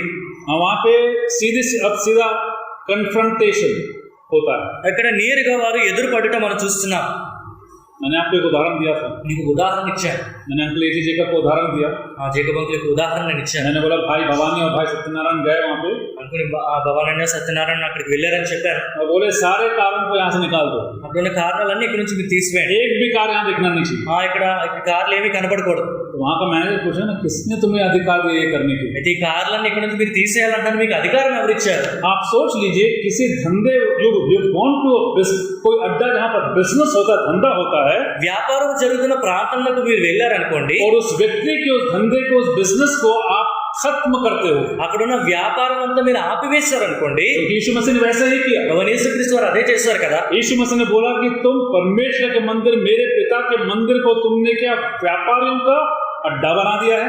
మీరు నా తండ్రి యొక్క మందిరం, నా తండ్రి యొక్క ఇంటిని మీరు ఇలాగ మార్చివేశారని ప్రభువైన యేసుక్రీస్తు వారు చెప్తున్నారు. आप देखिए 3 साल से जब प्रभु यीशु मसीह अपनी पब्लिक सेवा जो समूह के सामने कर रहे थे, 3 సంవత్సరాలుగా అందరి ఎదుట బహిరంగంగా ప్రభువైన యేసుక్రీస్తు వారు చేసిన పరిచర్యలో लोग हमेशा इस कोशिश में थे कि इस व्यक्ति को कैसे हम फंसाएं, ఈ వ్యక్తిని ఎలాగ మనం ఇరికించగలమని ప్రయత్నించడానికి ప్రజలందరూ ఆలోచించేవారు. हमारे बीच में भी कई बार ऐसा होता है। మన మధ్యలో కూడా చాలా సార్లు ఇలా జరుగుతుంటుంది. आप अपने कार्य को बड़े विश्वासयोग्यता से जब करते हैं, भले ऑफिस हो या कहीं पर भी हो, మీరు మీ కార్యాలయంలో పనిచేస్తున్నప్పుడు మీ డ్యూటీలు చేస్తున్నప్పుడు ఎంతో నమ్మకంగా మీరు చేస్తూ ఉంటారు. हमारे बीच में ऐसे कई लोग होंगे, మన మధ్య ఎంతో మంది ఇలా ఉంటూ ఉంటారు. शायद आपके कोलीग्स होंगे, మీతో పాటు పనిచేసేవారు అవ్వచ్చు, या ऐसे लोग कि जो आपको आपके अच्छे काम को पसंद नहीं करते होंगे, లేదా మీరు చేస్తున్న మంచి పనులు నచ్చని వారు ఉండొచ్చు. इस बात की कोशिश में थे कि आपको कैसे फंसा दें किसी के सामने। ఎవరు ఎదుటన్నా వీరిని ఎలాగ ఇరికించాలని చూస్తూ ఉంటారు. सबसे अच्छा उदाहरण पुराने नियम में कहाँ में देते हैं? दानियेल, शद्रक, मेशक और अबेदनगो। దానికి మంచి ఉదాహరణ పాత నిబంధనలో దానియేలు, శద్రక్, మేషక్, అబేద్నెగో జీవితంలో మనం చూస్తున్నాం. मसीहों, एक बात को मत भूलना, हम जहां भी कार्य विश्वास योग्यता के साथ करेंगे, अच्छे से करेंगे, मत भूलना आपके शत्रु जरूर होंगे। క్రైస్తవులను మనము ఒక విషయాన్ని జ్ఞాపకం ఉంచుకోవాలి, నమ్మకంగా మన పని మనం చేస్తున్నప్పుడు మనకి ఖచ్చితంగా శత్రువులు ఉంటారు. तो क्या मैं उससे डर कर अपना कार्य को ना करूं? వారికి భయపడిన కార్యం నేను చేయకుండా ఉండాలి. क्या यीशु मसीह को नहीं मालूम था कि जिस कार्य को करने वाले there is going to be a reaction to it? ఆయన ఏ పని అయితే చేస్తున్నారో దానికి తిరిగి వ్యతిరేకం వస్తుందని ప్రభువైన యేసుక్రీస్తు వారికి తెలియదా? क्या आप सोचते हैं कि विश्वास योग्यता के साथ यदि आप करेंगे तो आपको काउंटर क्वेश्चन कोई नहीं करेगा? నమ్మకంగా మీరు పనిచేసినప్పుడు మిమ్మల్ని ఎవరో తిరిగి ఎదురు ప్రశ్నించరని మీరు అనుకుంటున్నారా? क्योंकि संसार ने हर एक ऐसे कार्यों का साथ नहीं दिया है जो सच्चाई के लिए, सत्य के लिए या विश्वास योग्यता के साथ की गई थी। నమ్మకంగా పని చేయుట, సత్యము కొరకు నిలబడినప్పుడు దానికి వ్యతిరేకత లేని సంఘటన ఎక్కడ కూడా మనం చూడట్లేదు. यहाँ पर पूछते हैं, भाई व्हाट अथॉरिटी, किसने तुम्हें ये अधिकार दिया कि हमारे धंधे को तुमने चौपट कर दिया? వీటిని చేయుటకు, మా వ్యాపారం ఆపివేయటకు నీకు అధికారం ఎవరిచ్చారని వారు ప్రశ్నిస్తున్నారు. और इसलिए वहां पर एक सवाल और नीचे पूछते हैं, కింద మరొక ప్రశ్న మనం చూస్తున్నాం. और एक सवाल पूछते हैं, మరొక ప్రశ్న, एक यहूदी बहुत अच्छे, वेरी गुड बिजनेसमैन, యూదులు చాలా మంచి వ్యాపారవేత్తలు. जहां पे भी यहूदी जाता है, యూదులు ఎక్కడికి వెళ్ళినా సరే धंधे में सबसे ऊपर होता है, ఆ వ్యాపారంలో చాలా మంచి స్థానంలో వారు ఉంటారు. अस्ट्यूट बिजनेस पीपल। చాలా చక్కటి వ్యాపారవేత్తలు. तो यहाँ पर दूसरा एक सवाल उठाते हैं, ఇక్కడ మరొక ప్రశ్న మనం చూస్తున్నాం. एक सवाल क्या पूछते हैं? ఏ प्रश्न అంటే చూడండి, यीशु मसीह ने उनसे वापस एक काउंटर क्वेश्चन किया था। ప్రభువైన యేసుక్రీస్తు వారు తిరిగి వారిని ఒక ప్రశ్న అడిగారు. एक सवाल उनके सामने ये उठाता है जो कैसर का जो सिक्का है, అప్పుడు टैक्स के बारे में అప్పుడు పన్ను చెల్లించే విషయంలోని हम लोग पूछना चाहते हैं कि हम लोग ये टैक्स किसको दें? అయితే మేము పన్ను ఎవరికి చెల్లించాలో వారు అడగాలనుకున్నారు. यीशु मसीह ने उनसे क्या कहा? అయితే ప్రభువైన యేసుక్రీస్తు వారు వారికి ఏం చెప్పారు? गिव मी अ कॉइन। కాసు నాకు ఇవ్వండి అని ప్రభు అడిగారు. और वहां पे किसका एम्बलम था, सिंबल था? అక్కడ దాని మీద ఎవరు ముద్ర చూస్తున్నాం? Roman emperor. రోమ చక్రవర్తి మనం एक చూస్తున్నాం. और बात मैं बता दूं, మరొక విషయాన్ని చెప్పాలనుకుంటున్నాను. देखिए रोमियो का जो साम्राज्य था, ఆ రోమి సామ్రాజ్యము they were a very secular people, వారు ఎంతో धर्मनिरपेक्ष। ఇటువంటి మతం గురించి ఆలోచించుకుంటే ఇటువంటి వారు ఉండేవారు. उनके लिए उनका एम्परर सीजर was God। వారికి కైసరే వారికి దేవుడు. वो कैसर को परमेश्वर का रूप मानते थे। కైసర్ని ఆ దేవుని యొక్క స్వరూపంలో ఉన్నవాడిగా వారు భావించేవారు. आप रोमी साम्राज्य के खिलाफ तो कह सकते हो, लेकिन कैसर के खिलाफ आपने कुछ भी कहा तो आपके लिए मृत्यु था। రోమికి సామ్రాజ్యంకి విరుద్ధంగా మీరు ఏమైనా మాట్లాడొచ్చు కానీ కైసరికి విరుద్ధంగా కానీ మీరు మాట్లాడితే మీకు మరణము తథ్యమే. तो यहाँ पे यीशु मसीह को सवाल पूछ उसको फंसाना चाहते थे। ఇక్కడ ఎలాగైనా సరే ప్రభువైన యేసుక్రీస్తు వారిని ఇరికించడానికి వారి ప్రశ్న అడుగుతున్నారు. और उसके 12वें अध्याय के 13 वचन में पढ़ते हैं। చూడండి 12వ అధ్యాయం 13వ వాక్యం ఇలా మనం చదువుతున్నాం. बहुत साफ ढंग से मरकुस वहां पर लिखता है कि तब उन्होंने उन बातों में फंसाने के लिए कुछ फरीसी और हेरोदिया को उसके पास भेजा। उन्होंने आकर उससे कहा, हे गुरु, हम जानते हैं कि तू सच्चा है और किसी को परवाह नहीं करता, क्योंकि तू मनुष्य का मुंह देखकर बातें नहीं करता, परंतु परमेश्वर का मात्र सच्चाई ये बताता हो, क्या कैसर को कर देना उचित है या नहीं। కనుక 12వ అధ్యాయం 13వ వాక్యం నుంచి మనం చదువుకున్నప్పుడు వారు మాటల్లో ఆయనను చిక్కుపరచు వల్లని పరిశీలను హెరోదీలను కొందరిని ఆయన యొద్దకు పంపిరి. వారు వచ్చి, బోధకుడా, నీవు సత్యవంతుడువు, నీవు ఎవరిని లక్ష్యపెట్టి వాడవని మేము ఎరుగుదుము. నీవు మోమాటం లేని వాడవై దేవుని మార్గము సత్యముగా బోధించువాడవు. కైసరుకు పొన్నిచ్చుట న్యాయమా కాదా? आप लोग ऐसे लोगों को जानते हो ఇటువంటి ప్రజలు మీకు తెలుసా? जिसके बारे में हमने अभी पढ़ा। ఇప్పుడు ఎవరి గురించి అయితే మనం చదివామో कई बार आपको नहीं लगता कि आप भी वैसे हो? మీరు కూడా అటువంటి వారని మీకు అనిపించదా? कई बार मुझे नहीं लगता कि मैं भी वैसे नहीं। నేను కూడా అటువంటి వాడిని నాకు అనిపించదా? तो कम टू अ क्वेश्चन, ఒక ప్రశ్న ఎదుకు వచ్చేటప్పుడు आप उस व्यक्ति को फंसाना चाहते हो, మీరు ఆ వ్యక్తిని ఎలాగైనా చిక్కుపరచాలనుకుంటున్నారు. उस व्यक्ति के बारे में बोलेंगे, కనుక ఆ వ్యక్తి గురించి చెప్తా, हम जानते हैं कि तू सही कर रहा है, నువ్వు అంతా సరిగా చేస్తావు మాకు हम తెలుసు. जानते हैं कि तू परमेश्वर का संत का दास है, నువ్వు దేవుని దాసుడు అని మాకు తెలుసు. हम इस बात को जानते हैं మాకు ఈ విషయం తెలుసు. तो कि तू पार्शियल नहीं, तू किसी का परवाह नहीं करता। నువ్వు ఎవరి గురించి లెక్క చేయవు, నువ్వు పక్షపాతం చూపించిన వాడు అని మాకు తెలుసు. अब ये थोड़ा बता दे ఎప్పుడైతే ఒక విషయం చెప్పు, कि हम कर किसको दें। అయితే మేము పన్ను ఎవరికి చెల్లించాలి? ऐसा भोला बनते हैं यीशु मसीह के सामने ये सारे लोमड़ी, जैसे कि वो बहुत पवित्र, बिल्कुल सीधे हैं। వారు ఎంతో సరి అయిన వారు, ఎంతో పవిత్రులు అన్నట్లుగా ప్రభువుని ప్రశ్న అడిగారు. यीशु मसीह को फंसाने के लिए हेरोदिया और सदूसी वहां पे इस बात को पूछते हैं कि हम कर किसको दें। ప్రభువైన యేసుక్రీస్తు వారిని చిక్కుపరచకు పరిశీలి హెరోదీలు వచ్చి మేము వచ్చి పన్ను ఎవరికి చెల్లించాలని అడుగుతున్నారు. कई बार मसीही होकर उन्हीं कार्यों करते हैं जिसको फरोसी, सदूसी और हेरोदिया के लोगों ने किया। చాలా సార్లు మనం క్రైస్తవులుగా కూడా పరిశీలు, సదుకీలు, హెరోదీలు చేసే పనులు మనం చేస్తూ ఉంటాం. बेकार का कुछ लोगों के बारे में तारीफ करना, అనవసరంగా కొంతమంది పొగుడుతూ ఉంటాం. बेकार से अपने भाइयों और बहनों को उनके मुंह के सामने तारीफ करना, వ్యర్థంగా మన తోటి సహోదరులు ఎదుట వారి గురించి మనం ఎలా పొగుడుతూ ఉంటాం. और पीठ के पीछे जाकर उनके खिलाफ बात करना। వారి వెనక్కి వెళ్ళి వారి గురించి వ్యతిరేకంగా మాట్లాడుతూ ఉంటాం. प्यारे भाइयों और बहनों, कई बार आप और मैं वैसे ही करते हैं जैसे ये लोग करते हैं। ప్రియ సహోదరి వీరు ఎలాగ చేస్తున్నారో కొన్నిసార్లు మనం కూడా అలా చేస్తూ ఉంటాం. दूसरे किसी व्यक्ति के बारे में ऐसा सुनना बहुत अच्छा लगता है, ఇతరుల గురించి ఇలాగ మనం వినటం మనకు చాలా మంచిగా అనిపిస్తుంది. But when you put yourself in their shoes, तब आपको समझ में आता है कि आईना आपने अपने आप को दिखाया। కానీ మీరు అదే ప్రాంతంలో నిలబడి చూస్తున్నప్పుడు అద్దము మీ ముఖాన్ని మీకు చూపించడం మీకు తెలుస్తుంది. मत भूलिए, ऐसे लोगों के लिए परमेश्वर यीशु मसीह के पास एक अद्भुत सवाल है और उत्तर भी है। వీరందరి కొరకు ప్రభువైన యేసుక్రీస్తు వారి దగ్గర ఒక అద్భుతమైన ప్రశ్న ఉంది, దానికి జవాబు కూడా ఉందని మర్చిపోవద్దు. ऐसे स्वभाव से हम दूर रहें। ఇటువంటి స్వభావం నుంచి మనం దూరంగా ఉండాలి. हमारे भाइयों के सामने मीठी बातों करना, మన తోటి సహోదరులు ఎదుట మధురముగా మాట్లాడి झूठी तारीफ करना, అబద్ధ పొగడ్తలు మనకు పొగిడి बेकार की प्रार्थना उनके लिए करना, అనవసరమైన ప్రార్థన వారి కొరకు మనం చేసి उनके पीठ के पीछे उनको गाली देना, వారు వెనక్కి వెళ్లి వారి గురించి దుర్భాషలు ఆడుట. प्यारों, मसीहों से और विश्वासियों से भी ऐसा होता है। ప్రియులారా, క్రైస్తవులు విశ్వాసులు కూడా ఇలా జరుగుతుంది. प्यारे, हमसे ये होता है। ప్రియులారా, మనతో ఇలా జరుగుతుంది. परमेश्वर सम्मुख बड़ी दीनता के साथ इस बात को हम मान लें దేవుని ఎదుట ఎంతో తగ్గింపు దీన మనసుతో విషయాన్ని మనం और ఒప్పుకుంటాం. बड़े पवित्र हृदय से परमेश्वर कहे, मेरे से ऐसा ना होने दे परमेश्वर, मेरी तो सहायता कर। ఎంతో పవిత్రమైన హృదయంతో ప్రభువా ఇటువంటి సందర్భం నాకు రాకుండా ఉండేలా సహాయం చేయమని మనం ప్రభువుని అడుగుదాం. प्रभु यीशु मसीह ने क्या उत्तर दिया ప్రభువైన యేసుక్రీస్తు వారు ఏమి జవాబిచ్చారు? और इस प्रकार से हम वहां पे पढ़ते हैं, ఈ విధంగా అక్కడ మనం చదువుతున్నాం. हम तो कैसर को देकर देना उचित है नहीं, हम दे या ना दें। उसने उनका कपट जानकर उनसे कहा, मुझे क्या परखते हो, 1 दिनार मेरे पास लाओ। और फिर उसने आखिर में क्या, उसके 16 वचन के आखिर में, ये छाप और नाम किसका है? हमने कहा कैसर का। यीशु ने उनसे कहा, जो कैसर का है वो कैसर को दो, और जो परमेश्वर का है वो परमेश्वर को दे दो। ఇంకా 15వ వాక్యం చూసినా కైసరు కొనిచ్చడం న్యాయమా కాదా, ఇచ్చేదుమా ఇయ్యకుందుమా అని ఆయన అడిగిరి. ఆయన వారి వేషధారిని ఎరిగి, మీరు నన్ను ఎందుకు శోధించున్నారు, ఒక దేనారం నా ఎద్దకు తెచ్చి చూపడని వారితో చెప్పాను. వారు తెచ్చి, ఆయన ఈ రూపము పై రాతవి ఎవరివి వారిని అడుగగా వారు కైసరు అనిరి. అందుకు యేసు, కైసరువి కైసరులకును, దేవునివి దేవునికి చెల్లించుడని వారితో చెప్పగా, यीशु मसीह जब इन वचनों को कहते हैं, ప్రభువైన యేసుక్రీస్తు వారి మాటలు పలికినప్పుడు यीशु मसीह वहां पे एक वचन एक वाक्य को पढ़ते हैं, we read a verse a word over there. ప్రభువైన యేసుక్రీస్తు వారు చెప్పిన ఒక పదం అక్కడ మనం చూస్తున్నాం. यीशु मसीह ने उनके कपट को जानकर, వారి వేషధారణను ఎరిగి, प्यारों, मनुष्य जन्म से ही कपटी है। వీళ్ళరా మానవుడు ఆ పుట్టుకతోనే వేషధారణ కలిగిన వాడు. आप और मैं कपटी हैं। నీవు నేను మనం వేషధారులమే. हमारे मनों में खोट होती है। మన మనసులో ఎంత ఇలాంటి కపటం ఉంటుంది. हम दूसरों का बड़प्पन, दूसरों का बढ़ना पसंद नहीं करते हैं। ఇతరులు ఎదుగుట అది మనకు నచ్చదు. प्यारों, ये विश्वास, इस बात को मानने, this is a natural thing. ఇది స్వాభావికంగా మనకు ఉంటుంది. ఈ విషయాన్ని మనం ఒప్పుకోవాలి. क्योंकि हम पाप में पैदा हुए हैं। ఎందుకంటే మనం ఉద్భవించిందే పాపంలో. यीशु मसीह के कपटी हृदय को देखकर ప్రభువైన యేసుక్రీస్తు వారు వారి వేషధారణ గ్రహించి उनसे सिर्फ एक बात को कहते हैं, వారిని కేవలం ఒక ప్రశ్న అడుగుతున్నారు. जो कैसर का है కైసరువి कैसर को दे दो, కైసరునికి చెల్లించు, और जो परमेश्वर का है परमेश्वर को दे दो। దేవునివి దేవునికి చెల్లించుడి. उसके बाद नीचे के भाग में बढ़ते हैं, यीशु मसीह से पुनरुत्थान के बारे में पूछते ఆ కింద వాక్య భాగంలో పునరుద్ధానం గురించి వారు ప్రభువుని हैं, और అడుగుతున్నారు. ऐसे सवाल पूछते हैं। प्रभु यीशु मसीह उनसे कहते हैं, तुम लोग व्यवस्था को पढ़ाई किए हो कि नहीं किए? మీరు ధర్మశాస్త్రం చదివారా లేదా అని ప్రభు వారు తిరిగి అడుగుతూ మనం చూస్తున్నాం. कई बार हमसे भी सवाल पूछा जा सकता है। చాలా సార్లు మనల్ని కూడా ఇటువంటి ప్రశ్నలు అడగొచ్చు. अगर हम बेवकूफी भरे सवाल पूछते हैं, మనం ఇలాగ ఆలోచన లేకుండా ఇలాంటి ప్రశ్నలు అడిగినప్పుడు इतने सालों में आपने क्या पढ़ा?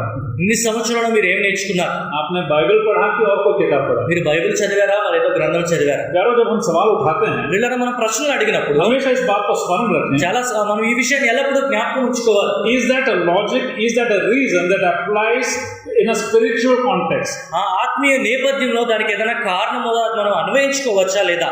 तो यीशु मसीह जैसा उनसे पूछते हैं या उनसे बोलते हैं, इतने सालों तुमने व्यवस्था को पढ़ा नहीं क्या? ప్రభువైన యేసుక్రీస్తు వారిని అడుగుతారు, ఇన్ని దినములు మీరు ధర్మశాస్త్రం చదవలేదా? अब ये सब करने के बाद ఇవన్నీ జరిగిన తర్వాత अब हम देखते हैं कि किस प्रकार से यीशु मसीह वो सवाल हम लोग पूछते हैं, ఏ విధంగా వారు ప్రభువైన యేసుక్రీస్తు వారిని ప్రశ్న అడుగుతున్నారో మనం చూస్తున్నాం. और हम उसके 12वें अध्याय के 28वें वचन में अब आते हैं, 12వ అధ్యాయం 28వ వాక్యంలోకి ఇప్పుడు మనం వస్తున్నాం.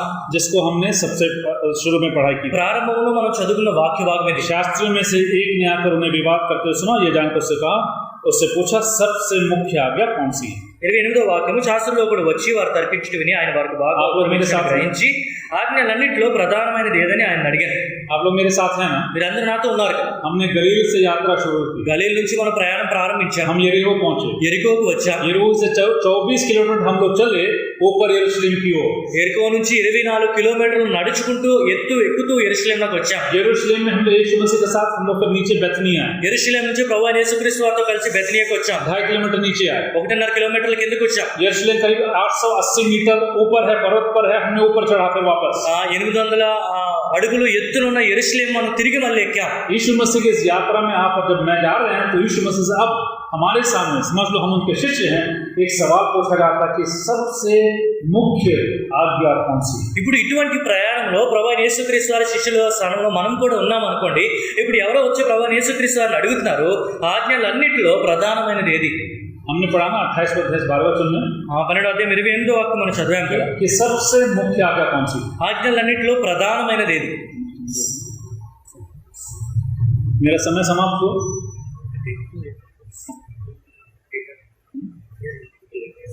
ओके, हम आखिरी भाग में पहुंचते हैं। ఆఖరి భాగంలోకి మనం చేరుకుంటున్నాం. कोई सो रहा है तो मुझे बता दो। ఎవరికైనా నిద్ర వస్తుంది చెప్పండి. मत सोना इतना जल्दी ना, నిద్రపోతే ఎవరు త్వరగా. थोड़ा मेरे 10 मिनट और मेरे साथ दीजिए। ఇంకో 10 నిమిషాలు నాతో పాటు మీరు. हम देखते हैं कि किस प्रकार से अब यीशु मसीह जब सवाल पूछते हैं, ప్రభువైన యేసుక్రీస్తు వారి ప్రశ్న అడుగుతున్నప్పుడు यहूदियों का जो स्क्रिप्चर है उसको कहा जाता है तनाख। యూదులు ధర్మశాస్త్రాన్ని తనాక్ అని చెప్తారు. TANAKH, TANAKH तनाक। लेकिन यहूदी उस इब्रानी भाषा में बाउल साउंड, हम जानते हैं बाउल AEIOU जिसको हम कहते हैं AEOU, ये सारे शब्द यहूदी इब्रानी भाषा में नहीं होता जब लिखते हैं। కానీ హెబ్రీల భాషలో రాయబడినప్పుడు మనం వీళ్ళు ఎలాగైతే చూస్తాం ఈ హెబ్రీ భాషలో కనిపించవు. उनका जो स्क्रिप्चर्स, उनका जो वचन है उसको तनाख कहते हैं, TNKH। వారి వాక్యంలోని తనాక్ అని చెప్పినప్పుడు ఈ దీర్ఘాలు వారు ఉండవు. मैं आपसे इसलिए बोल रहा हूँ क्योंकि यहाँ पे पूछते हैं सबसे मुख्य कवनेंट, सबसे मुख्य उस व्यवस्था में आज्ञा कौन सी है जो व्यवस्था के पुस्तक में से होता है। ఈ విషయాన్ని నేను ఎందుకు చెప్తున్నానంటే వారు అడిగిన ప్రశ్న ధర్మశాస్త్రంలోని ఆజ్ఞలన్నింటిలో ప్రధానమైనది ఏది? अब अंग्रेजी में या उस टी या उसको हम तोरा कहते हैं, या इब्रानी भाषा में टी इसको तोरा। ఇంగ్లీష్లోని మనం మాట్లాడినప్పుడు హెబ్రీ భాషలో టీని ఇంగ్లీష్లో తోరా అని చెప్తూ ఉంటారు. तोरा में यहूदियों के लिए वो उनका व्यवस्था के पुस्तक है। There are 5 Scrolls. తోరా అనగా ధర్మశాస్త్రము యూదుల కొరకు ఉన్నది. అందులో ఐదు లాగా గ్రంథములు ఉంటాయి. मैंने आपसे बोला कि TNKH इसको तनख कहते हैं, उसका N कहते हैं इसको नबीन।